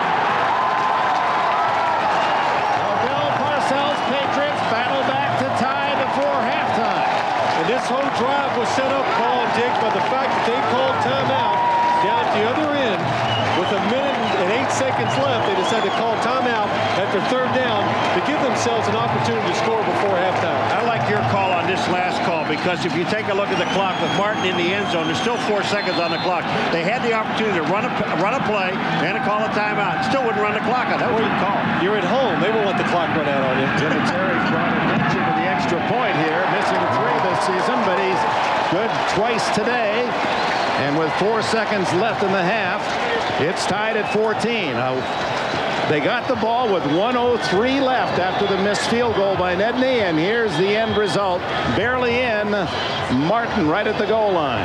Curtis Martin just giving a little extra effort and being tough inside because Miami's defensive line gets some penetration and actually hits him a yard or 2 away from the end zone. John Burke with a solid block to help Martin in, and Bill Parcells, he knows where his money man is, Drew Bledsoe. Well, you know, when we looked at the Miami defense in that entire drive, Phil, the safeties were like 20 yards off. They played a true prevent defense. Now, they're going to say, well, that's not our prevent. Yes, it is. I always say about the prevent, the reason I don't like it, it prevents the team from getting a field goal, and it enables them to get a touchdown. And in this case, all Drew Bledsoe did was just throw underneath the 2 safeties and just march right down the field. He had 1 minute and 19 seconds. Paul, you're right. The one thing I do not like about the prevent defense, it always allows the offense to get started, get the drive going, you get in some rhythm, and once an offense gets in rhythm, they usually throw some good plays together, and like you say, it gives them a chance to score touchdowns. That was an impressive drive in 1 minute and 4 seconds, 65 yards. Helped out on a couple occasions by Miami penalties. Vinatieri just splits one down, and final seconds tick away, and that'll be it for the half. So Drew Bledsoe and Dan Marino hooked up in a tight duel, 14-all. We'll send you to our NFL and NBC studio in New York after a message from the NFL and a word from your local station. New England. Well, one thing about this game, when you look at the 2 turnovers, they should mean something, but the 2 turnovers that Miami got didn't score a point off of, and that's what's bad. And Abdul Jabbar compared with Curtis Martin, who led the AFC in rushing last year. 9 for 9 yards for Martin, 2 touchdowns. Abdul Jabbar chipping in with 71 yards rushing. Well, Kareem Abdul-Jabbar, Miami wants to run the football to help their defense out. New England, really, in all honesty, I don't think they care that much. They know they're going to live and die with the pass, and every once in a while if they have a good running game, so be it. That'll be a little icing on the cake, but they're going to live and die this season with throwing the football and winning some tough games at the end. We talked to both coaches yesterday, and they both said the same thing. We are so evenly matched. This is going to come down to final possession. They both thought this would be a game won in the final minute. In 1 minute and 4 seconds, 65 yards. Helped out on a couple occasions by Miami penalties. Vinatieri just splits one down, and final seconds tick away, and that'll be it for the half. So Drew Bledsoe and Dan Marino hooked up in a tight duel, 14-all. We'll send you to our NFL and NBC studio in New York after a message from the NFL and a word from your local station. New England. Well, one thing about this game, when you look at the 2 turnovers, they should mean something, but the 2 turnovers that Miami got didn't score a point off of, and that's what's bad. And Abdul Jabbar compared with Curtis Martin, who led the AFC in rushing last year. 9 for 9 yards for Martin, 2 touchdowns. Abdul Jabbar chipping in with 71 yards rushing. Well, Kareem Abdul-Jabbar, Miami wants to run the football to help their defense out. New England, really, in all honesty, I don't think they care that much. They know they're going to live and die with the pass, and every once in a while they have a good running game, so be it. That'll be a little icing on the cake, but they're going to live and die this season with throwing the football and winning some tough games at the end. We talked to both coaches yesterday, and they both said the same thing. We are so evenly matched. This is going to come down to final possession. They both thought this would be a game won in the final minutes, and so it appears to be. We start the second half. Vinatieri, line drive. Spikes, picks it up on the bounce. 15. Into the 20. Flag down as Spikes moves it to the 27-yard line. Tackled by Wiggum. Now let's check the penalty. Well, these two coaches, there are a lot of twos in their line. They're tied today, and a lot of twos. They both have 2 Super Bowl championships. Both have 2. Holding, number 51 on the return, 10 yards, first down. Both have 2 opportunities as head coaches in the NFL. But what's really important, what really makes them what they are today, 2 years working for the network. That's what. Yeah, there you go. That's right. That's what got him back into coaching. Will they work with you? Oh, no. No, they didn't work with you? Oh, Miami with a 10-yard penalty on the return starts at the 17. Abdul Jabbar wrapped up. Willie Clay from his safety spot. Jim Gray, what do you have for us? Well, I spoke with both coaches, Dick. First, Bill Parcells said the second quarter was the worst quarter we have played all year. He said he told his guys we're very lucky to survive it, and hopefully we'll be able to come out with a victory. Now, as for Jimmy Johnson, he said the radio communications really hampered them, as well as the injury to his running back in the first half, because he said that was the guy that we used to communicate the plays, and with our communications out, we really struggled there, and it hurt us at the end of the half. Dick? Thank you, Jim. Referring to Jarris McPhail, who broke his arm and is out for the year.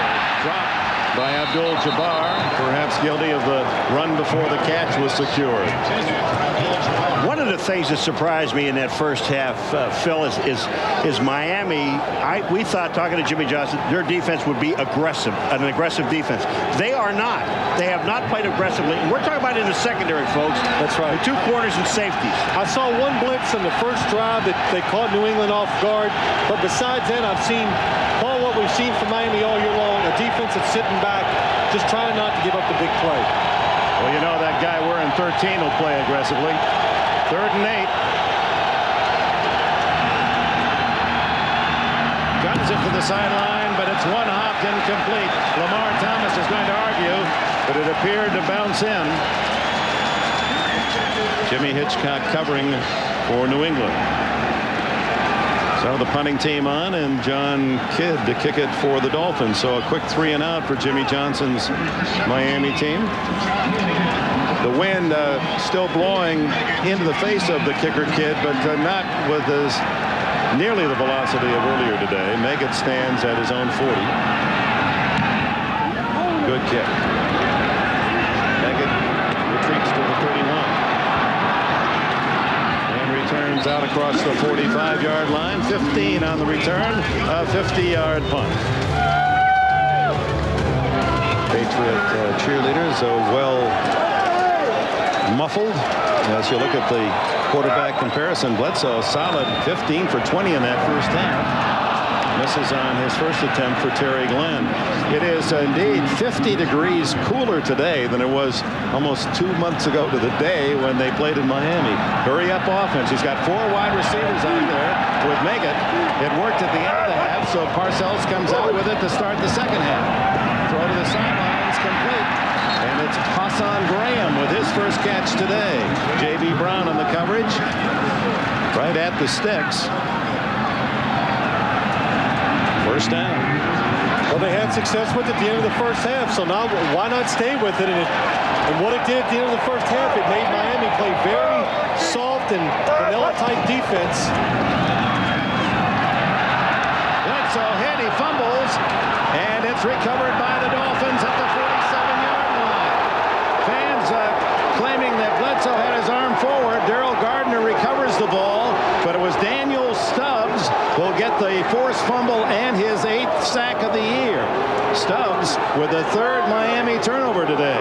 Well, it was actually good protection by the New England line, but Drew Bledsoe cannot find somebody open down the field, has to hold on to it just a fraction longer, and that is a fumble. His arm was not going forward.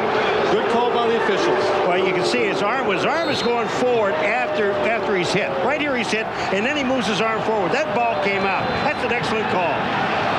Bruce Armstrong not beaten very often, but Stubbs got him. Moreno starts at the 46. Watch! Guns it to the sidelines. Intercepted by Hitchcock. Flag is down. Hitchcock to the 45. Picks up blockers. And to the 35-yard line. But was there interference? The flag is back at the spot where Hitchcock picked it off. 42-yard return if. It's coming back. You know, this is twice now on Hitchcock. Once it was a holding penalty. Pass interference. Number 41, defense. First down. I don't think it's 41. Because 41 is Keith Byers, and he's on the offense. So I think it's 31. And Hitchcock, again, they have pass interference on him. Watch Jimmy Hitchcock, number 31, against Randall Hill, and he sticks that left arm out, and that has to be what the referee saw. Well, they don't call that very often, though. They've been letting that go all year long. Sometimes if you stick that left arm out, they think you are getting in the way of the receiver, stopping his progress, and they will call that a pass interference. See, everybody has a right to the ball once the ball is in the air. But what happened with Hitchcock did is when he put that arm in there, he pushed off. And as he pushed off, the defender goes down, sold it. I think the receiver sold it very well. 22-yard penalty plus the 44 yards that New England didn't get on the return. There's a big play in this game. Abdul Jabbar on first down.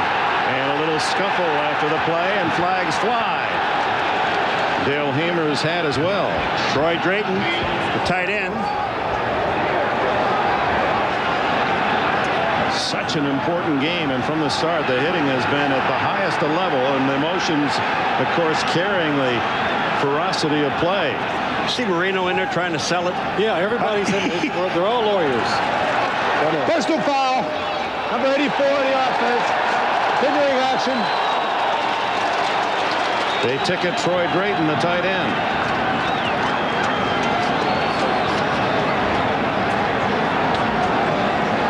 Here's Troy Drayton right up in here. He gets hit by Jones, and then he retaliates, and the only thing the officials see is retaliation. And what it normally is that way. Second man in. That's a big penalty to absorb for Miami as Drayton is pulled out by Johnson, and Brett Kerlin replaces him at tight end. They mark the penalty back out to the 36-yard line.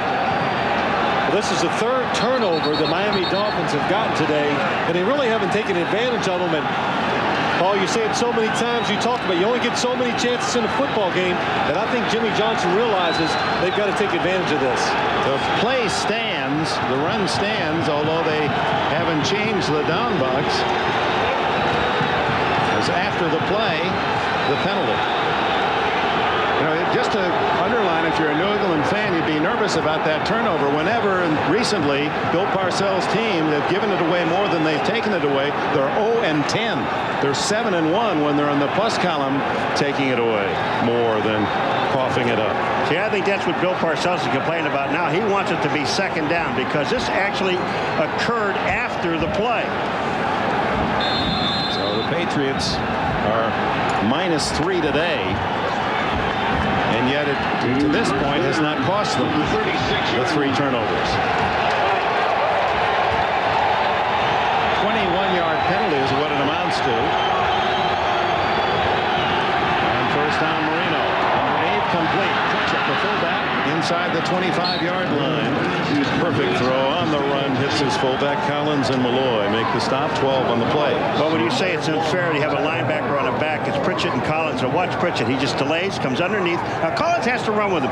And Marino just hits Pritchett right away on the play. I mean, it's just a nice, easy pickup.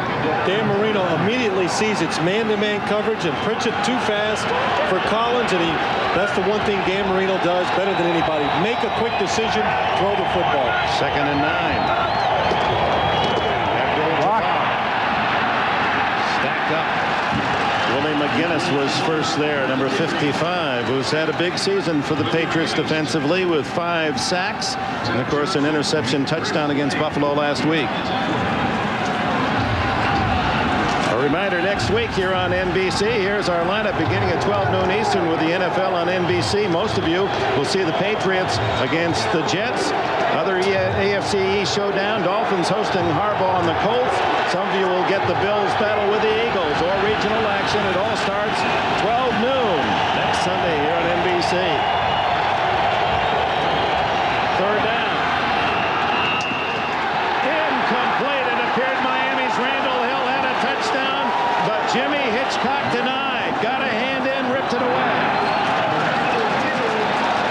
An excellent job by Jimmy Hitchcock, number 31 of the New England Patriots. Dan Marino again sees the man coverage outside. Randall Hill looks at the top of your screen. He tries to throw the ball to the line before the defender turns around, but Jimmy Hitchcock, he knows Marino will do that. Got his hands up at the last second to deflect the ball. It deflects the ball, but look at the ball. Hits Hill right in the shoulder pads. And that's what Marino looked at him about, catch the ball. I'm going to hit you with it. But that was a hard catch. 39-yard field goal attempt. Nedney. And this time, he knocks it in. Oh, the Dolphins take advantage of the turnover. Enjoy a 3-point lead. Now Daniel Stubbs' sack and forced fumble against Bledsoe leads to the 39-yard field goal, and Jim Gray with a special friend. Well, a very special friend and a guy that all of professional football is missing right now. Don Shula here to watch his former team. Don, how much do you miss being on the sidelines, particularly a close game like this one? Well, this is what it's all about. I've been here for 33 years as a head coach, so you don't walk away from something like this without missing it. I didn't miss training camp, and I didn't miss some of the other things, the preseason. But once the regular season starts, that's where you miss the competition more than anything else. All right, Dick's going to give us the kickoff, and we're going to get your assessment of the Dolphins. We'll be right back with you, Don. Dick? Nedney kicks it off. 17-14 Miami. At the 12. Fighting for that extra yard across the 35. So far, Don, of how the Dolphins have done this year. They're 4-4. Well, they started out obviously great, and they had a running game, and then they seemed to get away from that. And today, they're back to the running game. They're controlling the line of scrimmage, and they've got the takeovers. That's what helped them win the games early in the year. You got to get the takeaways, and you got to control the line of scrimmage, and you see them doing that here today. Everybody has been very careful not to use the word retirement with you. There's already been a couple of coaches, including your son, who've lost his job. As we watch the play, we're going to ask you about your future. What about your future? Will you coach again, and will you consider some offers this offseason? Well, I haven't even thought about it. I'm at peace with myself over the decision that I made, and I'm trying to enjoy this season. And there are times where I enjoy it, and other times I miss it. But I haven't made any judgments as to what I want to do, and I'm going to get through this year and then see what happens. How much input, if any, do you have? You were reluctant at first to be involved with the Dolphins at all. You have spoken with Jimmy on a number of occasions. How much input do you have now with the Dolphins? I'm vice chairman of the board of directors and a part owner, but I don't do anything as far as day-to-day involvement with the Dolphins. Certainly, I'd like to see them have a good year, get into the playoffs and win. I'd love to see Dan Marino wear that Super Bowl ring. That's what you got yours on. I got mine on, and I'd love to see Dan get one, because if anybody deserves it, the way that he's competed through the years and the records that he's set, that's what you hope for. Don, it's great to see you. You were honored before the game. Congratulations. Enjoy this time off, since we won't call it a retirement. Thank you. Back over to you, Dick. Thanks. In this great game. We have a timeout. We'll return to Foxborough in a moment. Welcome back. On that last play, watch Bledsoe. Is this a forward pass or a lateral? Well, this ball is going to land behind Bledsoe, but the officials say that it was not a lateral. Meggett did the smart thing. He picked that thing up off the ground. He knew that was behind. That would have been an 8-yard gain and a first down. Instead, it's 3rd and 1. Play action. Bledsoe down the middle. Intercepted. Sean Wooden. And Wooden has the 4th turnover of the game. Miami at the New England 36. Now, there was some aggressive defense. Well, yes, it was an aggressive throw called by Drew Bledsoe, and Sean Wooden playing free safety, nobody to cover, sees Terry Glenn coming across the field. Watch Sean Wooden, sees the ball coming. He does an excellent job, though, of coming forward, being aggressive, attacking the football once it's in the air. But Drew Bledsoe falling away from the line of scrimmage, throwing across his body. That's a tough throw to try to make in the NFL. Wooden, the rookie from Notre Dame, his 2nd interception of the year, leading 17-14. Less than 11 remaining in the 3rd quarter. It's Abdul Jabbar, rookie in this Jimmy Johnson team, and he fumbles. Does it count? No signal yet by the officials. What a weird game. Maybe it's a hangover from Halloween. We've had balls bouncing the entire game, and calls, difficult calls to make. Well, let's start way back in the beginning of the 1st quarter when Meggett fumbled the ball going into the end zone. They give it to him. They said he hit the pylon. It was out of bounds. Then a fumble on a touchdown by Curtis Martin. It ends up New England. It's incredible what's happening. Took a while to decide, but the officials agree it's New England's ball. Abdul Jabbar, he thought he was down. Let's see.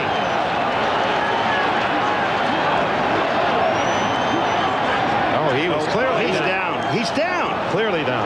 I mean, this game may be another strong bid for instant replay, because Kareem Abdul-Jabbar is on the ground right here. Now, you see the ball in his arm. Now, he has it clearly. The ball comes out. This is a terrible call.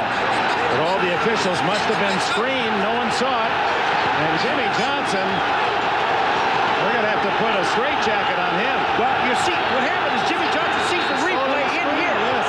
He sees the replay in the stadium. And that's what he's upset about. Well, he has had a couple tough calls go against his team the last few weeks, so it keeps building up in the coach, and they keep seeing these mistakes by referees, and that's why you get that reaction. So a questionable call, and Patriots take over their 28. Bledsoe guns it. Complete again to Terry Glenn. Glenn continues to rack up the numbers. 13 more yards for the rookie on his 8th catch of the game. Well, the ground cannot cause a fumble, and you can clearly see Abdul Jabbar has the ball when he hits the ground, but the problem is, look at all the officials. There's so many bodies around, nobody can tell if the ball when it came out. I tell you, you're looking at this year, there's so many plays that can be used as far as instant replay coming back again in some form. It's not a perfect world, and this certainly has been a game not called very perfectly. Good play action again by Bledsoe. He guns it. It's Sean Jefferson, and a flag down as Jefferson out of bounds at the 29. They're going to call this offensive pass interference on Sean Jefferson because he pushed off in order to come back. He sure was open. Yeah, That'll help. You know, you can open. This really helps, Dick. When you shove the guy down the field and then you come back to the ball. But I tell you, he had no reason to push off. He had Calvin Jackson running down the field. Interference. Offense. Number 84. 10 yards. Still first down. The Patriots basically were sending Sean Jefferson out against Calvin Jackson one-on-one and no other receivers down the field. He sells the long pattern, and he uses both hands to push off. I mean, Calvin Jackson, you're right. He was gone anyway. He was looking for the deep ball.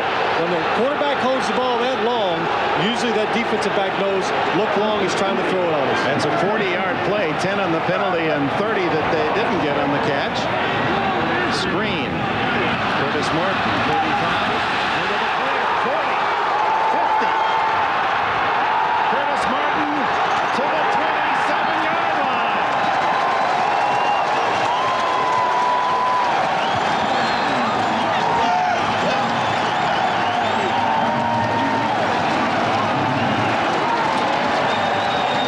Outstanding screen pass, and Curtis inside. You know that Calvin Jackson saves a touchdown. Sam Gash is blocking on him way downfield, but he makes Curtis Martin make a move. Here it comes right here. See this here?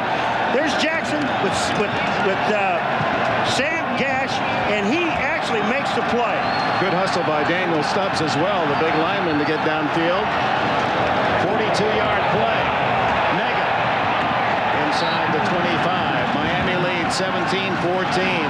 The Patriots trying to take advantage of a highly questionable fumble call against this man, Abdul Jabbar.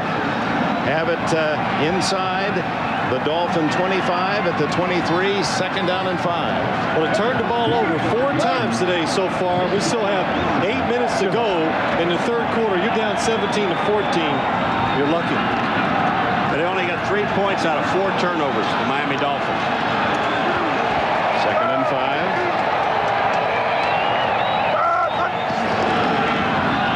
Davidson again. Bledsoe. Wide open is Ben Coates. Touchdown.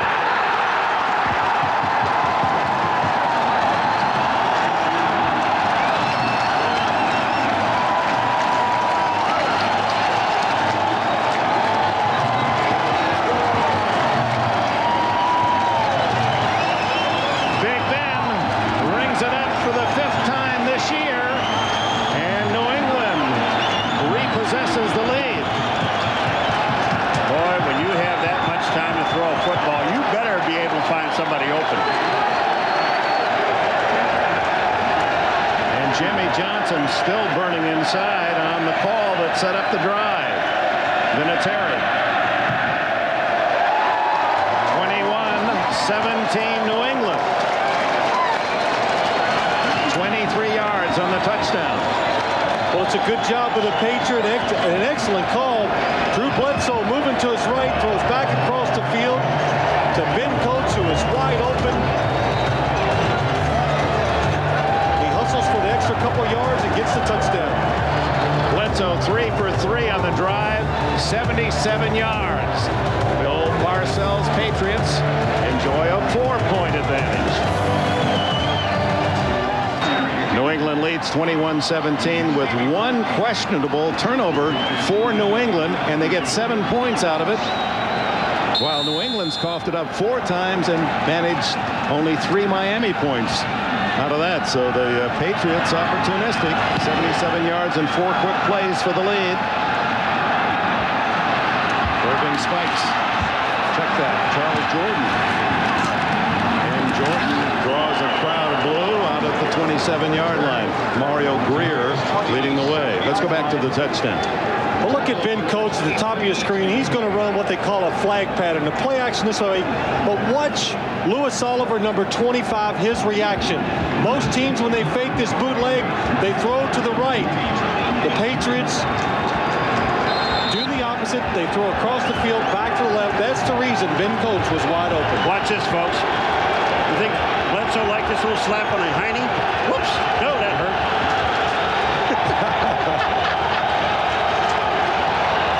Marino comes back gunning, and it's incomplete to Abdul Jabbar. Sunga Pulitelli, the defensive tackle, the 300-pounder from San Diego State, has Marino wincing. You're for a defensive lineman playing against the Miami Dolphins and Dan Marino. It has to be so frustrating. You get through, you do an excellent job, you get a free shot at the quarterback, and Dan Marino always gets rid of the football. Hate to get on the officials, but he took more than 1 step before he hit Marino. They've had a tough day.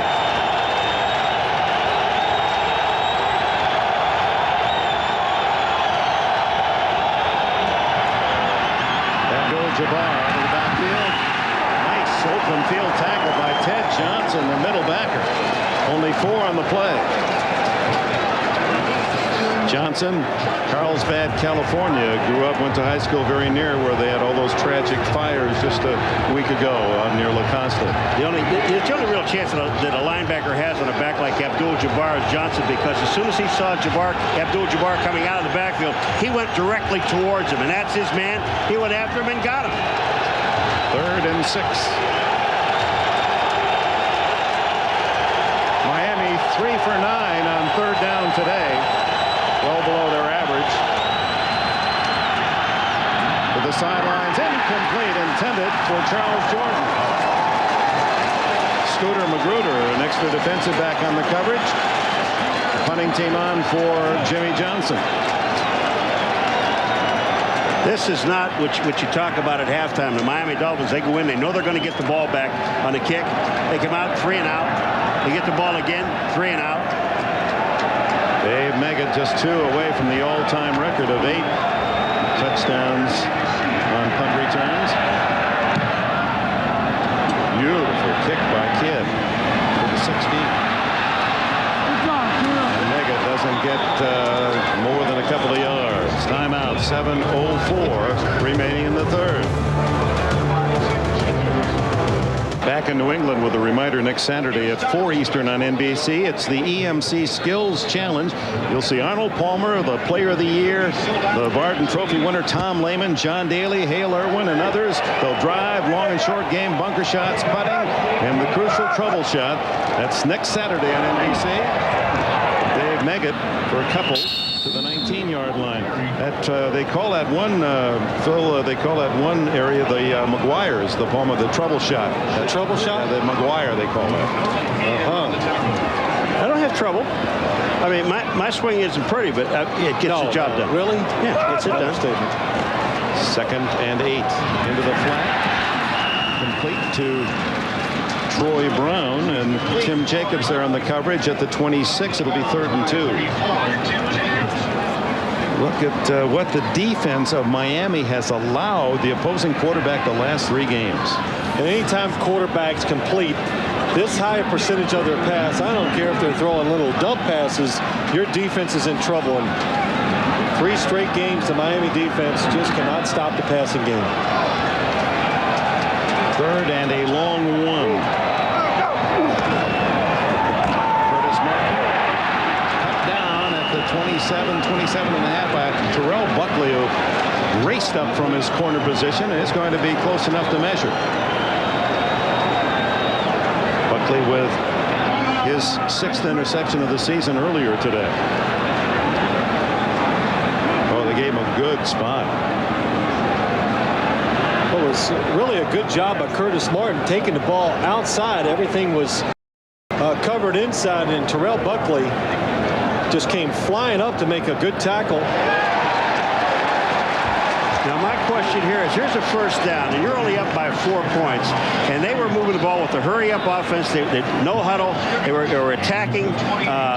Do you stop attacking now? And you kind of, when do you just say, okay, let's try to run the ball a little bit. Let's get some stuff off the clock, because this 3rd quarter has lasted about an hour and a half, hasn't it? Ray Perkins making the calls upstairs.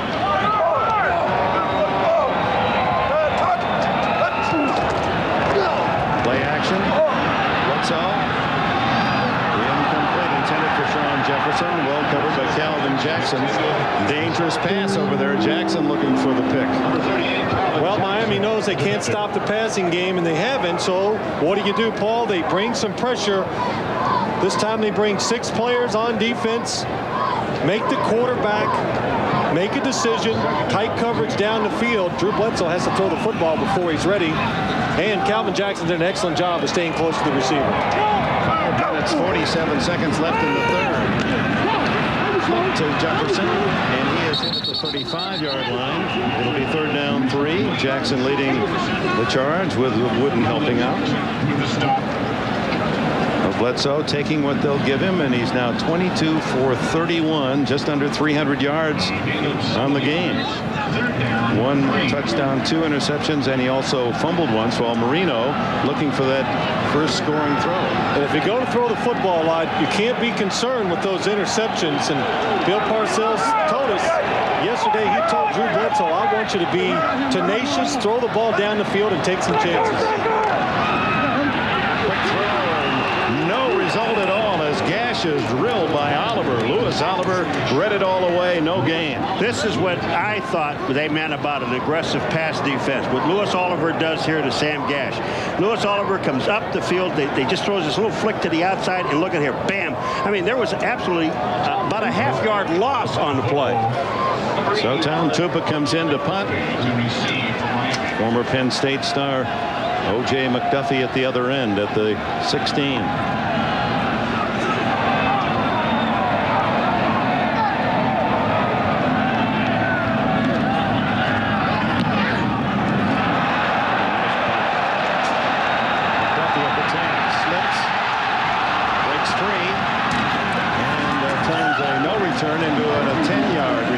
Smith makes the tackle at the 20, a 54-yard punt. Tonight on Dateline, trailing 21-17, 4 minutes plus left in the third. Abdul Jabbar for a couple. Mark Wheeler led the defensive attack. Well, the Miami Dolphins, when you have possessions in the second half, you take a look what they've done with it. Take a look, 3 plays, and here's the ones that you really want to take a look at in the middle. The 3 plays, 5 plays, 1 play in a fumble, and 3 plays again, you punt the ball away. I mean, your offense isn't doing anything. You've got to keep this defense off the field. That's the one thing that Marino said to us. We've got to help the defense. We've got to move the ball and control it. That fumble came 1 play after Sean Woodson had intercepted at the New England 36. Into the flat. Only 3 more on the catch as Malloy and Hitchcock wrap up Pritchett. 3rd down and short 6. You know, the guy, the only time you really mention this guy's name in this game, one of their leading receivers, O.J. McDuffie. I mean, on punt returns. Has he caught a pass? 1 catch for 6 yards. McDuffie is their 3rd down receiver.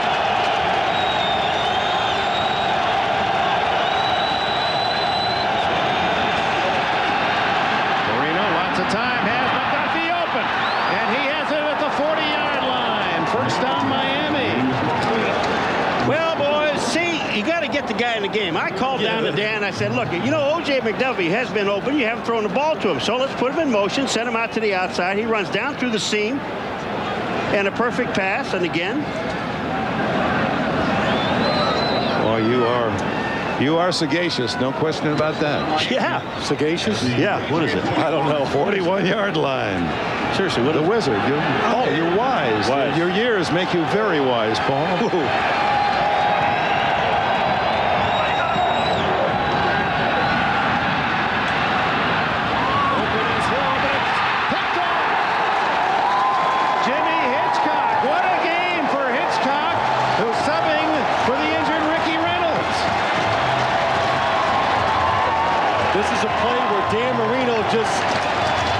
Overestimates his arm. What he tries to do again is throw that ball on a line drive to the outside and tries to get it over the defender before he turns around. But Jimmy Hitchcock, he's looking back at the quarterback the whole way. He is not fooled and makes an excellent interception.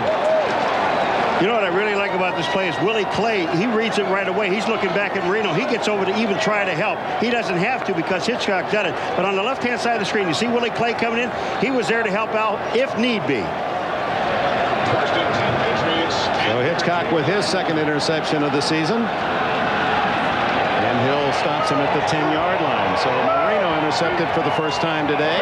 It remains 21-17 New England. Hit in the backfield as Curtis Martin. Dwight Hollier, a loss of a yard. Dan Marino never likes this to happen. Well, I think he knows it's not really the decision. He made a good decision on where to throw football, just what type of ball to throw. Should have thrown it higher and to the outside instead of throwing the line drive. And the win, Jim Gray talked about it at the start of the game. That factored in. Held the ball up. Bledsoe out. Quickie to Sean Jefferson. Buckley on the coverage. 6 yards on the play. To the 15. It's 3rd and 5. Second half, and this is 3rd quarter. All these possessions. I mean, 9 possessions in the quarter. We have a minute 18 left. 2 turnovers aside. And I really do believe a lot of these turnovers today, the interceptions, especially the fumbles, but just because the fact that it is cold, the ball is hard and slick, and it's just getting away from the players. 3rd and 5. Bledsoe pressured, incomplete. Through to Gash. and Stewart there to cover.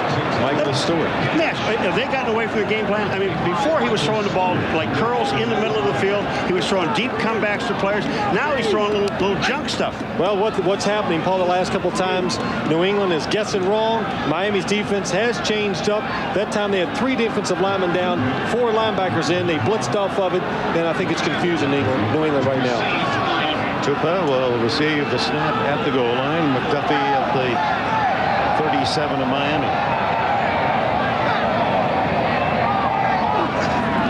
No snap. Tupa, short kick, and a fair catch. McDuffie at the 41-yard line. 44 on the punt. Well, there's a turnover that didn't hurt Marino. In fact, they get the ball back in very, very good field position. We didn't. It's interesting that we haven't really talked about Marino's injury. Here's a man that had a broken ankle just 5-6 weeks ago, and here operating as if, well, obviously didn't catch our attention. He is well protected. Well, he is. Yeah, he is very well protected. That body has every piece of equipment on that the league makes. And look at his. We had a little shot there. We'll see it later of his right foot.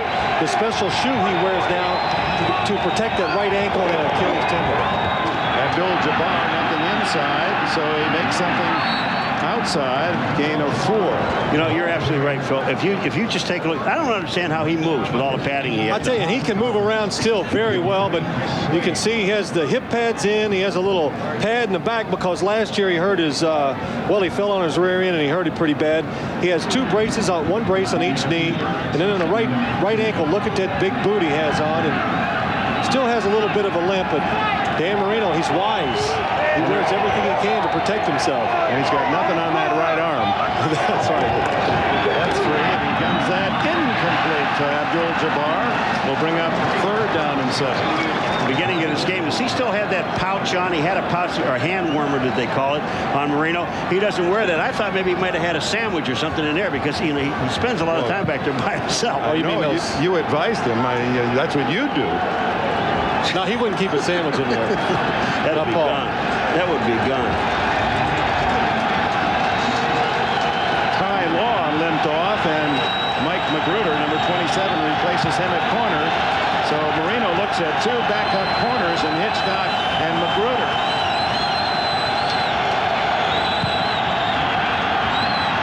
Ooh, not much time. Fumble the throw and incomplete. Randall Hill. Covered by Otis Smith, the former Eagle. You know, there's something that surprised me about this. Now, Dan Marino standing back there all by himself, really has all the time in the world to throw the ball. And look at these guys. They're really not coming back to him. Hill is the only one that makes an attempt to come back, but it's only a couple yards when he sees the ball in the air. But it was surprising to me because most of these receivers, I know you're able to turn and run, Phil, but they should come back and help Marino. Well, let's be honest. How often do they see Dan Marino scramble out of the pocket and they don't get a chance to practice that drill too often? Final play of the 3rd quarter. Kidd, a bit unlucky, has to kick it into the wind. Meggett at the 21. A 5-yard return. You're watching the NFL on NBC. We'll be back after these messages from your local station.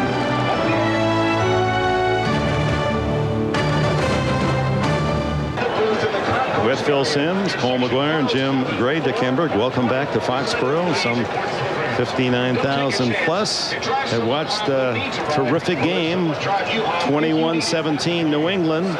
As Jimmy Johnson said, this will define our season. We need 2 wins this week, next week against Indy to show we'll be a playoff team. And New England trying to create some distance. Indianapolis has already lost. Bledsoe spread it around. Sam Gash is interfered with.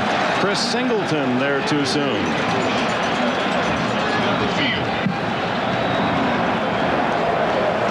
Pass interference. Number 55 of the defense. First down. Chris Singleton, you know, he's really get caught in a catch-22. Here he is. Here comes the ball. And when the ball is thrown, he is there just a little bit too soon. Look at, he's going through the receiver, which is Gash, to the ball, and he hits him. Good call. Just a penalty of a handful of yards out to the 27. Bledsoe, underneath, complete. Boy, this he have accelerators? Terry Glenn, just a little delay, and he sprints for 14 more before Sean Wooden can get him. And Drew Bledsoe has used 9 different receivers in this game. He spread it around very effectively. Brown, Glenn, now Martin. And here's the payoff, his touchdown to Ben Coates. Well, that's the key to this offense, the fact that in years past, it was drop back and throw it to Ben Coates. Now Drew Bledsoe can drop back and throw it to 1 or 7 or 8 good pass receivers. Curtis Martin slowed down in the backfield and loses a yard. Interestingly, and when you look at the skill positions for New England with Byers and Coates now and those wide receivers, Jefferson and Glenn, and then the running backs as well, and Bledsoe, you'd say this should be the best offense in the AFC East, but someone argues that is not, and that was Bill Parcells. Well, he thinks the New York Jets are the best offense in the AFC East, and he says, and don't even take my word for it, just look it up. Yards, he's talking first downs, a lot of stats favor the New York Jets, but my argument is the New York Jets are doing a lot of that when they're way behind and the games are over. They're getting some of those stats. But I think that the New York Jets are going to decide who wins the AFC East because they're going to beat someone going down the second half of the season. Well, that's right. And the one thing he was right about, Bill Parcells, is the New York Jets do have some fine, skilled players on offense. So there's going to be a day when their defense puts it together. They come out there and that offense clicks, and you hope you're not the team that's on the bad end of it. 10 catches today. This one aimed at Dave Meggett, incomplete. The one thing about this Miami team, when you look at it, they are, coming into this game 4-4, Phil, but they've only lost 1 game in their division, and that's to Indianapolis. So if they can come out of here, that's why this game is so important to Miami, and next week against Indy, which have knocked them off, they get even with Indy, but they can be really set in their division if they can win the next 2 games, this one and the one after. You heard Marino on the NFL on NBC earlier today say that these are the 2 games that will determine whether or not we're a factor or whether we just play out the season. 21-17 New England. Tupa. Skies one. Into the frosty night, and the fair catch by McDuffie at the 17. 44 on the punt. 13 plus remain. Welcome you back, Dan Marino. This is his 192nd game as a Dolphin. That's the club record. Bob Kuchenberg played 190. He needs that many more. 162 passing yards for 50,000. No one close. Trailing by 4. It's Abdul Jabbar turning the corner. Gets him. He was 1 man away from going the distance, out of bounds at the 23, a gain of 11. You know what I like about him, Phil? The decisions he makes with the ball. He gets some good blocking up front, but watch the decisions he makes. Here he comes to the outside. Now watch how quick he turns this. Now, I've got to get upfield and take what I can get. You're right, Dick.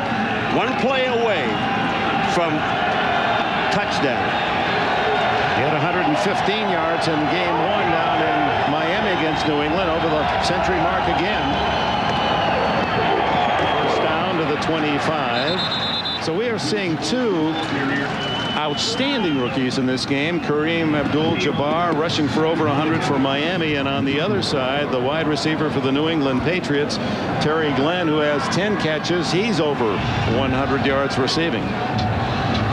Well, Abdul Jabbar, what I like about him, and he reminds me of Emmitt Smith in a way. He makes a decision, he does it right away, and he's always going forward, never east to west. He is a north-south runner. 2nd and 8. Marino guns it to the sideline. Big catch. Rolling is Charles Jordan to the sidelines. First down at the 35. Mike Magruder on the coverage. Well, Dan Marino on his way to throwing for 50,000 yards and still has that good arm. The hardest throw a quarterback can make is that 10-yard speed outcut by receiver. And look at the hop, and Dan Marino gets that body behind almost every single throw. That's the reason why he's so accurate.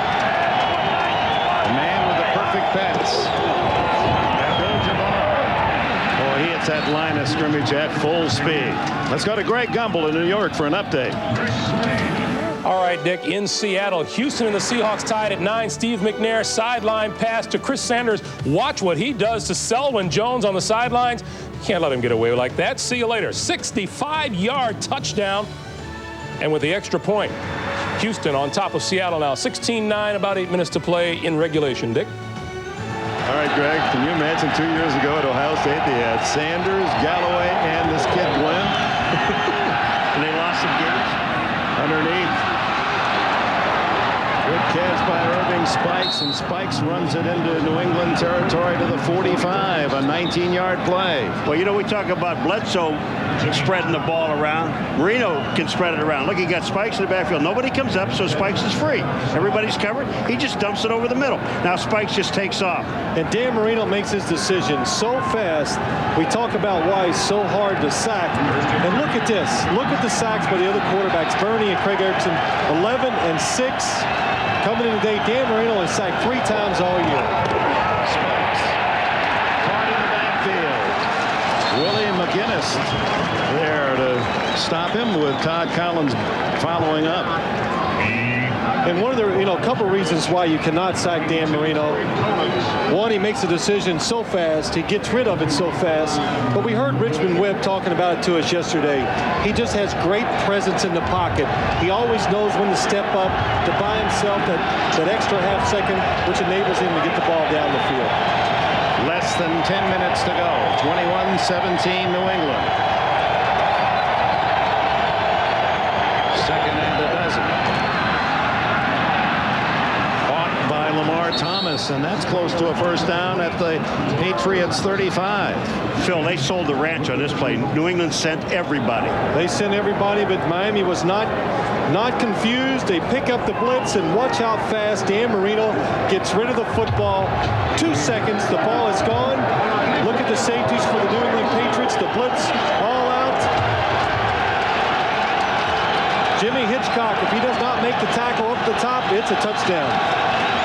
Third and less than a yard. 2 men in motion, so that'll cost Miami a first down. Abdul Jabbar easily with the first down. Ted Johnson made the tackle, but 2 Dolphins in motion. But they tried to reset. I thought maybe the referee or the official would give them the benefit of the doubt. It looked like they reset, but maybe it wasn't for 1 full count. Robert Wilson is the guy, number 49, that gets moving, and then he gets moving forward. Wilson, 49, comes out, used in short yardage. 255-pound fullback. There's two guys moving at the same time. The wide receiver, watch Robert Wilson, the fullback. They're both moving, but then watch them reset. They know they made a mistake. They reset. Apparently, the referee judging not a full second. 3 of 11 on third down is Marino. Incomplete. Good coverage again by the Patriots. They went to Jordan, and Otis Smith picked up as a free agent. Makes the play. I'm going to tell you, you're absolutely correct, Dick. There wasn't one man open. Marino tries to force this ball in, this perfect pass inside. He tries to force it inside. It just doesn't work. That's Otis Smith. And here's Marino right from the get-go. He's looking. But as he told us yesterday, if you're going to be a player in this league, you got to throw passes when your men are covered. And again, he threw that incomplete pass, and he was looking and talking to his receiver. Lets it go, and it is saved by the Dolphins. A good play made by Terrell Buckley. He batted it back, and Robert Bailey covers. It'll be the 2-yard line for Bledsoe when we return.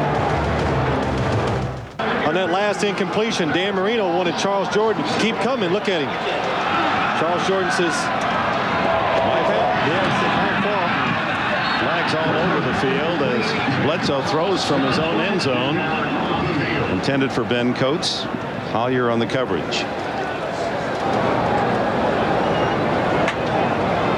That is that scene with the that was good. Well, we didn't get to see it. Charles Jordan he pats himself on the chest. Offside on the offense, lined up in the neutral zone. Penalty is declined. Second down. Watch Charles Jordan, number 88. He goes, oh, yeah, my fault, Dan. See, I'm telling you about Marino. Marino is so positive. He said to Jordan, it's positively your fault. Jordan said, you're positively right. It wasn't my fault. Jordan goes, hell, he's thrown for almost 50,000. I think I'll let him tell me what's right and wrong. And if I argue with him, he's not going to throw me the ball anymore. Good point. The general is always right. 2nd and 10 as Patriots decline the penalty. From his end zone again, Bledsoe.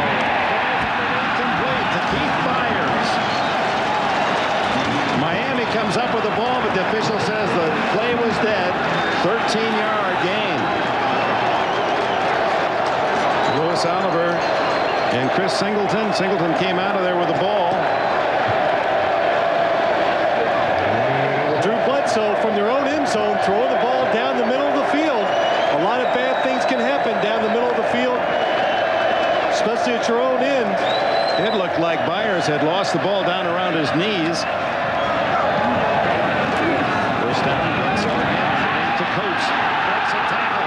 Big man can run.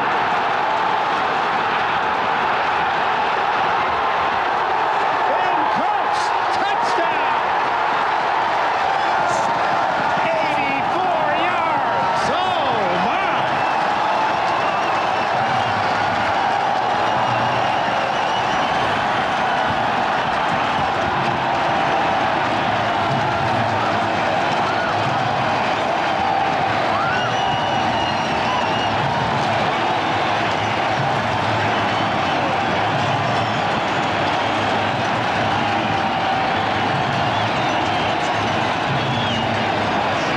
What a heads-up play by Ben Coates and Drew Bledsoe. They both were on the same page. It was a blitz. The Patriots could not pick it up. He adjusted his route. He adjusted his feet. I'll tell you, he took off. He got all that weight going forward. His legs had to keep up with it. Adam Vinatieri accident right, and the Patriots lead 28-17. It appeared that Keith Byers might have thrown a key block downfield. But Drew Bledsoe sees the blitz, does an excellent job of getting rid of the football. And look, Keith Byers coming back, making a good block. And Ben Coates showing the speed he has at the tight end position. For Drew Bledsoe, his longest ever touchdown pass by a bunch, 84 yards to Ben Coates, and a former Dolphin was a key player, the block by Byers to spring him loose. That breaks Bledsoe's longest by 22 yards. Previous was a 62-yarder to Coates. 3 plays, 98 yards for the Patriots to open the lead. Vinatieri, plenty of time left, midpoint, 4th quarter. Charles Jordan. And he's out across the 30-yard line. Well, you want the Dolphins to be aggressive on defense. They were this time. They blitz, and they get burned. Ben Coates up top is going to break his route off. Watch the blitzers by Miami. The secondary knows they can't pick it up. They're waiting for the adjustment. They come up too fast. Ben Coates, when he stops, they overrun him. And Keith Byers coming back and making a block to spring Ben Coates for the touchdown. Now watch, you see Louis Oliver right there, number 25. He would possibly catch Ben Coates, but Keith Byers, the other tight end, coming back to help his buddy. Touchdown. That left only Shane Burton, a lineman, to chase Coates. Fumbles. And the Patriots appear to have it again as Willie McGinest made the sack and the fumble.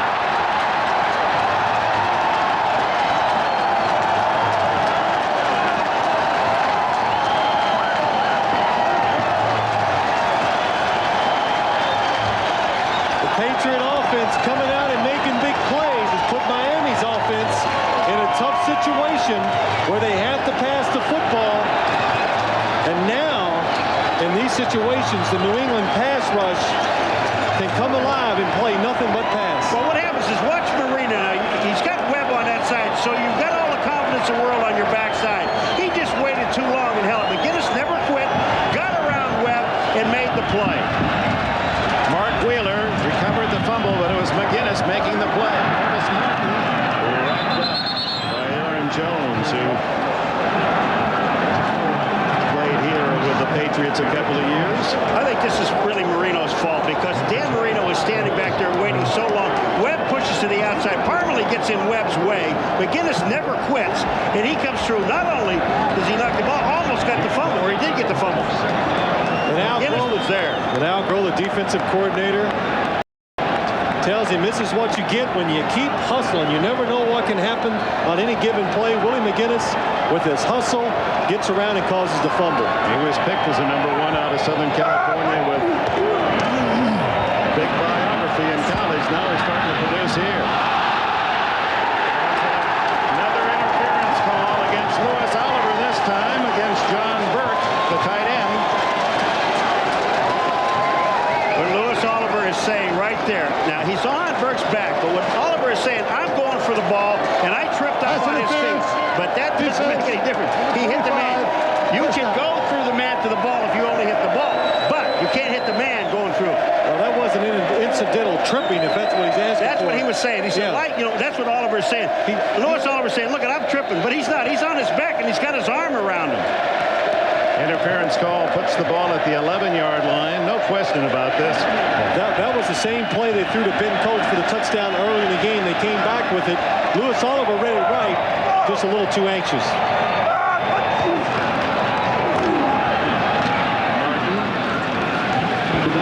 28-17 New England here. Let's go to New York for an update.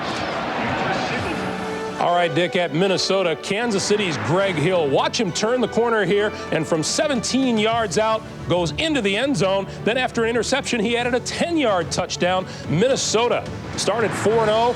They're now looking at their 4th loss in 5 games. They trail 21-0, 3 minutes to play, Dick. Yeah, that's a big game for Marty Schottenheimer's Chiefs, as Tim Bowens, the big defensive tackle of the Miami Dolphins, injured on that last play. What's at stake here in the AFC East? Miami needing a win to get into the thick of the battle. New England, with a victory today, would then be tied with Buffalo atop the division at 6-3. Indy lost earlier, would fall a game back, and for Miami, it would push them 2 behind the leaders. Well, Jimmy Johnson, he didn't avoid the issue coming into this week. He says these next 2 games will determine our season. If things continue to go where they are today, he's going to have to rethink and give his team some hope somehow and tell them, well, we can still get in. We got to win this week, and somewhere down the line try to make up some ground. Tim Bowens is the guy that's down. And we're going to see what happens to him here. He's right in the middle. He puts his arm in on Curtis Martin, and his own man hits his arm, and that's what he's holding. That's one of those hyperextended elbow. But you know, the thing about it is when you come out in the beginning of the season, Dick, that one of the things, your objective, your first objective, we got to win our division. We have to win in our division and win our division. Actually, again, I'll repeat that 4-4, Jimmy Johnson and the Miami Dolphins were in a great position because they had only lost 1 game in their division, and that was to Indy. Drew Bledsoe, 2nd down and 9 at the 10-yard line.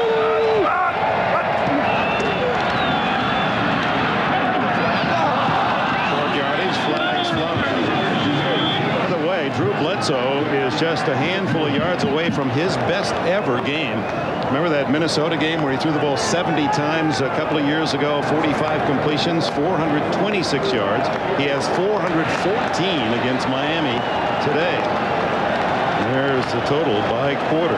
Started and has just progressed through the course of the game. Number 55 on the defense. Grabbing and twisting the face mask. Half the distance to the goal. First down. That's the big penalty, when they grab and twist your head and they don't let go. That's the 15-yarder. But here, of course, it's half the distance to the goal line. Gives the Patriots a 1st and goal at the 5, leading 28-yard line of the Patriots, and then a controversial fumble that has really turned the game around when the Patriots recovered a questionable fumble.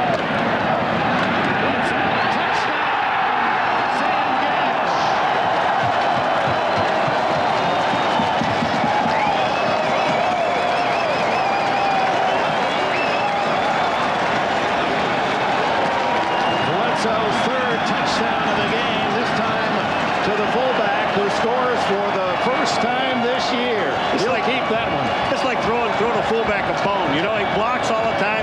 He's the guy who stands back there. He clobbers people. Sam Gash, you know, he carries the ball once in a while. He may get it. So why don't we just throw it? And who covers him? No one really covers him. He's wide open for the touchdown. Vinatieri's extra point. 35-17. Drew saying, don't hit me again, Coach. Yeah, I know you like it. Don't hit me. Well, first and goal on the 5-yard line, you throw a play-action fake at the defense when you're ahead. It usually is going to be wide open. Well, he's going to slap somebody. Yeah. Get out of the way. The coach is happy. Back in New England, and a reminder that we're running a little late here, and our 7 o'clock programming will begin right after the ball game, including Dateline Sunday. Jane Pauley is going to be talking with Michael Jordan. You'll see comedies Third Rock from the Sun and Boston Common, and Jim Carrey stars in Ace Ventura, Pet Detective. Dan Marino's in that as well. Viewers in the West Coast to Coast will see that at their regularly scheduled times. 5:47 left. It's miracle time now for Marino in Miami. Spikes. Still on his feet. What an effort. And out to the 35-yard line. What a weekend for fans in Boston to cheer great sports heroes that come to visit. Michael Jordan was here Friday night as the Bulls won, and the great one, Wayne Gretzky, for the Rangers against the Bruins last night, and Dan Marino on Sunday. If you had that trifecta as a fan, those tickets to those games, and I'm sure we could find many here at Foxborough tonight. What a weekend. Yeah, and if we had room for one more picture, we had Phil Simms here on his birthday. Yeah, right. Which would have been just a joy for everyone. Yeah. How old are you anyway? I can't eat another piece of birthday. How many cakes does he get? I don't know.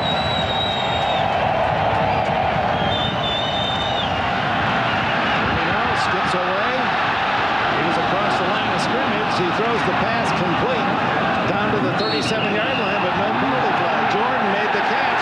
No flag is down. Now flags go down. Lamar Thomas, number 85. You know, don't do dumb things. You're just trying to get into a ball game, and he hits Terry Ray, when he's coming up off the ground. Just no reason for it. Unsportsmanlike conduct. You bet. Number 85, Miami 15. You know, you don't have that look on your face because you did it. Take a look what Lamar Thomas does now. There's Ray. He hits him. All right, now you're down. But he doesn't leave it there. He goes back in and hits him again. And that's when they threw the flag. Still a first down, even with a 15-yard penalty. Takes it back to the 48. See, if you're going to hit someone like that, go up and get Willie McGinest. Hit him. And then he'll throw you into the stadium. Triple right for Marino.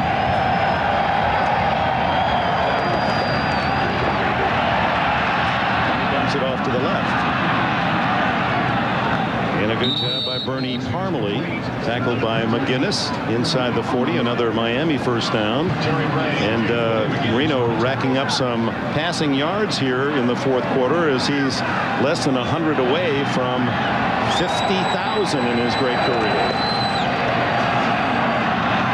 Up in the middle, diving try by McDuffie, but covered by Reynolds. Flag down. That's where the little holding deal. Yes. Illegal use of hands. Number 69. Jam to the head. 10 yards. Jab to the head. That's Keith Sims. You know, when you looked at Miami in this game, they came out with Kareem Abdul Jabbar running the ball, and they really had control of what they were doing. You know, and you made the point. Yeah, go ahead. They're going to run the ball for a while. Let them go ahead and run it. But the guy you really had to stop was Marino. And then I really believe that fumble that was not a fumble turned this whole game around in New England's favor, and it's been all downhill for Miami since. Yeah, we'll take another look at that. Abdul Jabbar was clearly down after Miami had intercepted a Bledsoe pass deep in New England territory. Underneath, it looked as if Marino's pass was deflected or his arm hit as he went for McDuffie. Marino now is 383 yards away from 50,000. You can see the blitz by the New England Patriots and Ricky Reynolds, number 21. And Magruder. They both got a piece of it. They do a good job. Once they see Dan Marino raise his arms, the defender, go ahead and jump, try to get in his way. That's the one thing you try to do to Marino. Most people know you can't sack him. I mean, you can, but it's almost impossible. What you want to do with Marino is make him hurry the ball. Yeah, every coach says the same thing. You got to put pressure up the middle, get in his face. You won't sack him very often. Boy, good patience there. And then as Charles Jordan, his receiver, drops the ball. Another update. Back to New York. Dick, look at the ending. Houston and the Seattle Seahawks on the verge of a 23-16 win. That is now a final in the Kingdome, Dick. Some big plays in the final seconds today. The Seattle Seahawks are definitely the cardiac kids the last few weeks. 3rd down and 10. Check that 20 after the penalty. Boy, Marino just does hurry that one away and tackled immediately as McDuffie. So very little yardage at the 46. We want to remind you that coming up on Dateline, Michael Jordan and Mike Ditka on Third Rock from the Sun, and Shelley Long is a guest on Boston Common. And we welcome those of you who have seen Seattle's dramatic victory, 23-16 against the Houston Oilers. Miami's Jimmy Johnson led 17-14 earlier in this half. Bill Parcells got a gift call, a fumble that wasn't a fumble. New England stopped a Miami drive, and since that point it's been all Patriots, 35-17. This is a 4th and long for Marino. Scrambling, and down he goes. McGinest gets him again. What a game for Willie McGinest.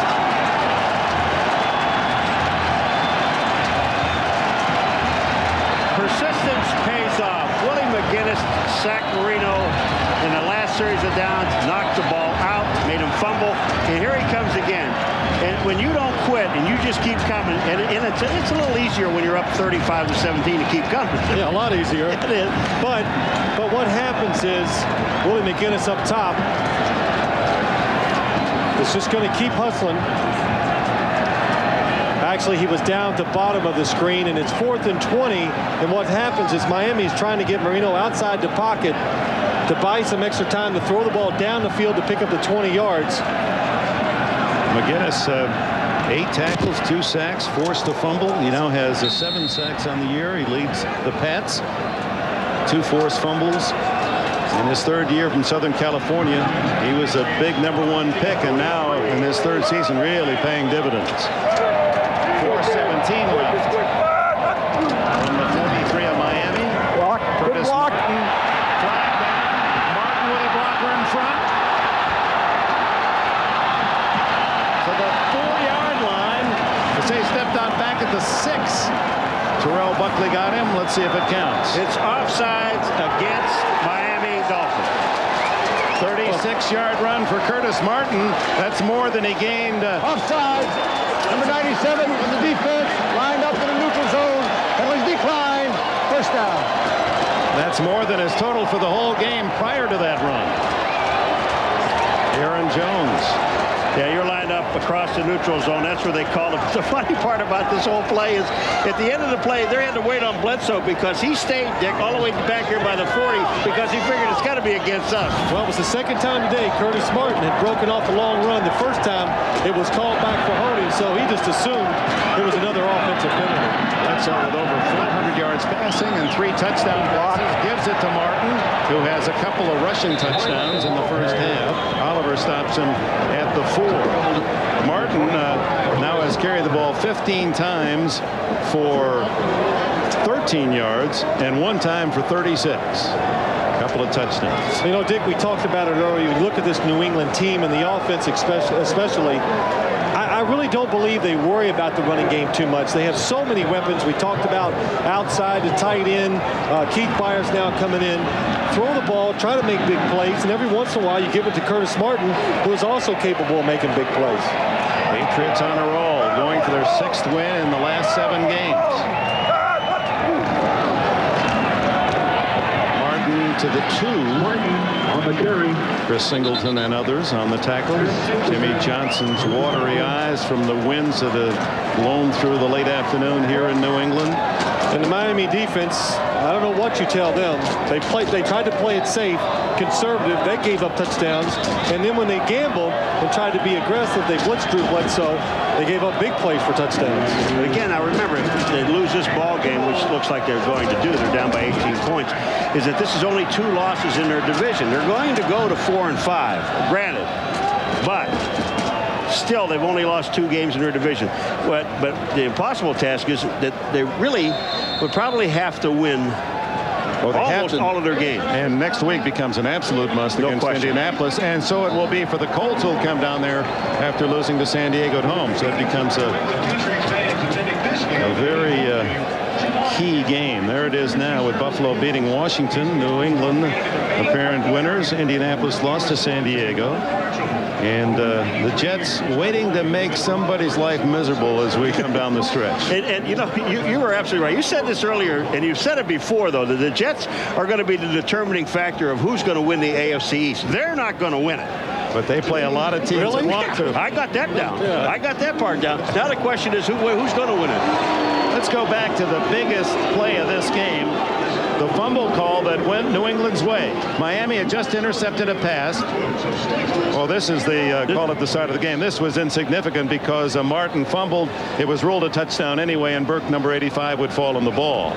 But the big fumble was the one Abdul Jabbar of Miami with the lead 17-14. They've just made an interception. And here's that call, and this will be talked about all week long in South Florida, that's for certain. Abdul Jabbar down, then the ball pops out, and from another angle later you can see Curtis Martin meanwhile gets the hat trick, his 3rd touchdown, and the New England Patriots roll it up 41-17.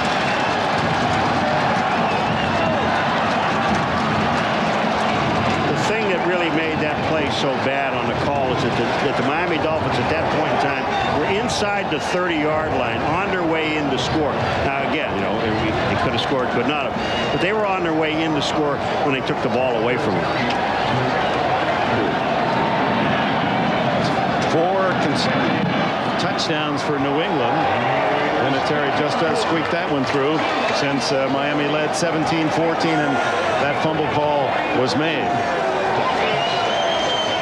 Curtis Martin, 3 touchdowns, 42-17. New England, 6 out of 7 for the Pats. Let's go to New York. All right, Dick, at Buffalo, what a day running the football the Bills have. This is Derek Holmes, 14 yards, his 3rd touchdown of the day. He rushed for 122. Thurman Thomas for 107. The Bills knock off the NFL's longest winning streak. Redskins had won 7 straight, 38-13. Buffalo at Philly here on NBC next week. Dick? All right, Greg, and it's New England. We'll go for its continued run as they play at New York, the Jets next week. Phil, you know, you said something, you know, you see Drew Bledsoe there threading the ball around, throwing for over 400 yards. Right.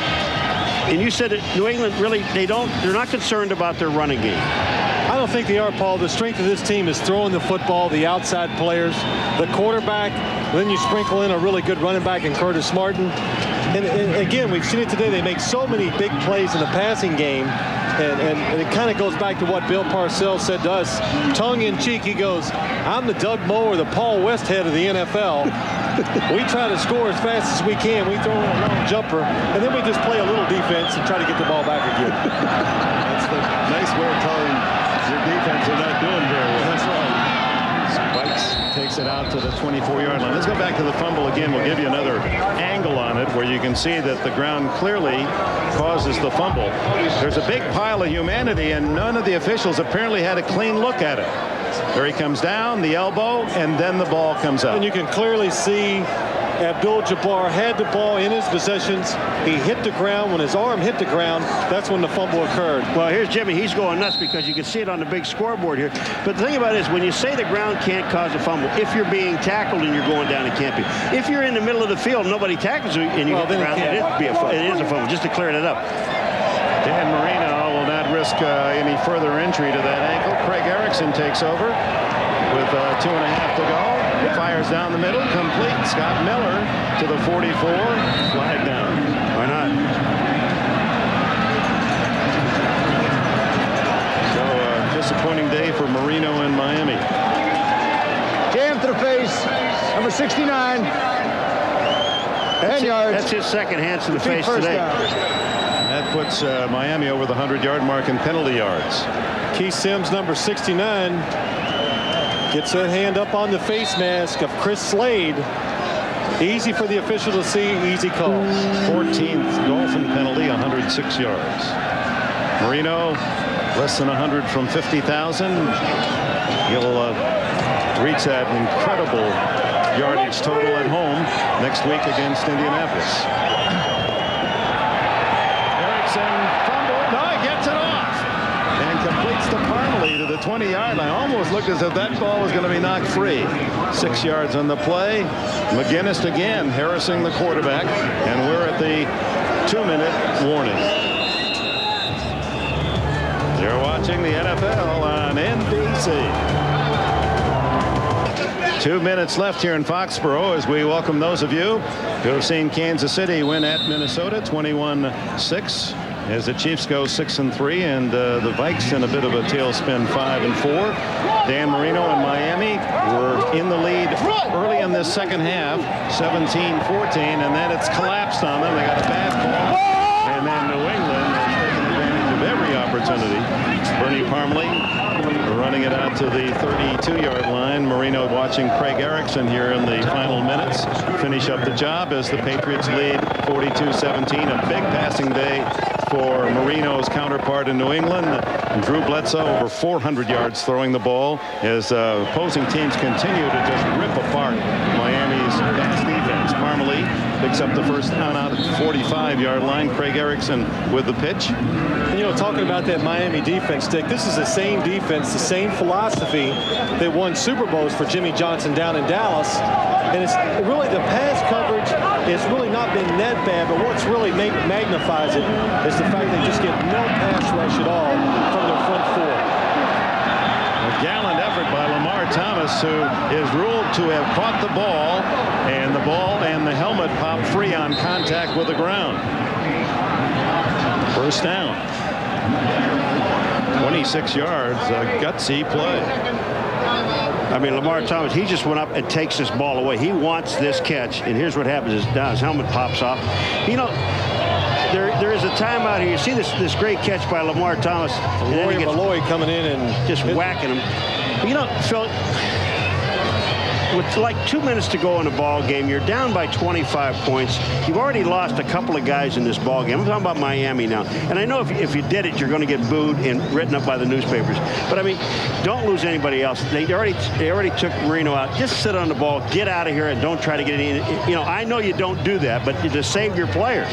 Well, let's talk about Dan Marino. Not an easy day. His own receivers weren't always good to him, and the Patriots certainly were not. Hitchcock with an interception and Willie McGinest. And if you hold the ball too long in this league, bad things happen. And boy, did Dan Marino get roughed up on that play. So Marino in the final minutes of the fourth quarter watches Craig Erickson try to get a cosmetic touchdown for Miami. A minute to go. Erickson to the end zone. Touchdown. O.J. McDuffie. Much too little too late, but 29 yards as Erickson against the defense willing to give, takes, and Miami at least will cut the deficit. Well, the nice part about it, we're going to see our favorite play, the onside kick. Craig Erickson showing some good mobility in the pocket, steps up, and when a quarterback steps up and he gets that extra time like that, it usually enables the receiver to get behind the defense, and it's an easy touchdown for O.J. McDuffie. That goes back to the play when Hitchcock intercepted Marino, when you said he didn't have a chance to step up and throw the ball that he wanted to throw. Going to go for two here. Erickson 4 for 4, 74 yards on this drive.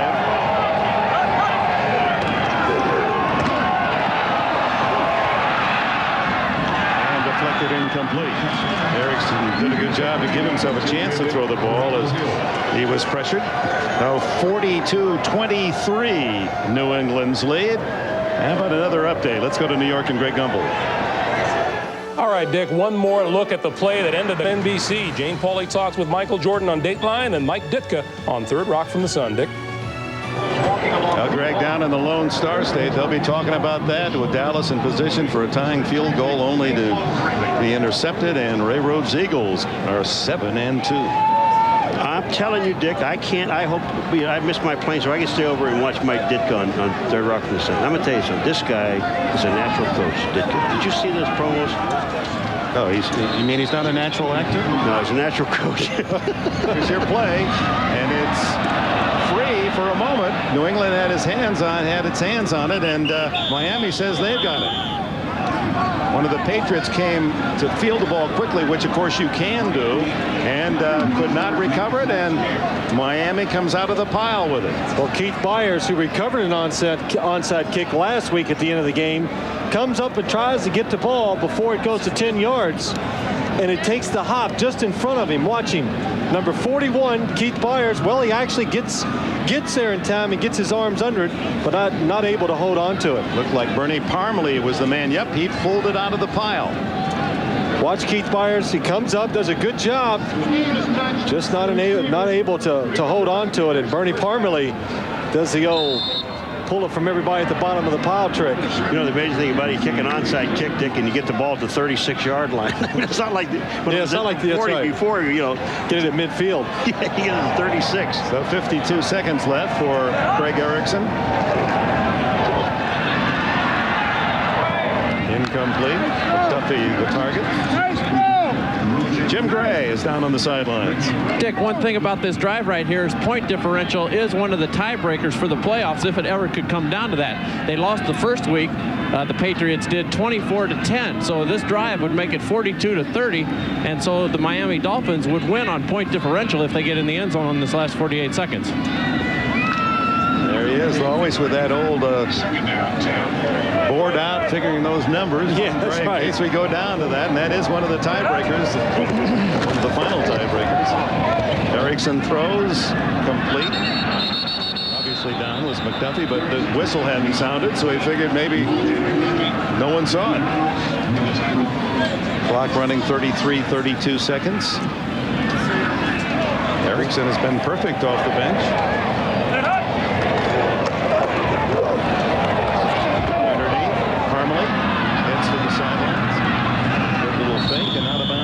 At the 38-yard line, 19 seconds left. Well, it'll be interesting to see. Next week we're going down to Miami to watch Miami play the Indianapolis Colts. And, well, what message does Jimmy Johnson give his team, and how will they react to this loss? Because I think they felt good about this matchup. They could come up here like they did a couple weeks ago. They beat Buffalo. I think they thought they could come up here and steal one from the New England Patriots today. Well, both Jimmy Johnson and Dan Marino, Dick, they both really felt comfortable with this football game. They thought that they had a pretty good chance of winning it. But they're going to go home losing 5 of the last 6 after that 3-0 start. And New England's the team that's on the roll. Will win 6 of their last 7. We said in the opening, we talked about it. New England is winning it. You look at this game there, they made some big plays on defense, but Drew Bledsoe is throwing the ball down the field with his talented receiving core, and they are making a lot of big plays. That's going to be it. They're letting it run out. Drew Bledsoe, a 400-yard game, 3 touchdown passes, 1 a record 84 yards to Ben Coates, 42-23. The Patriots have defeated Miami.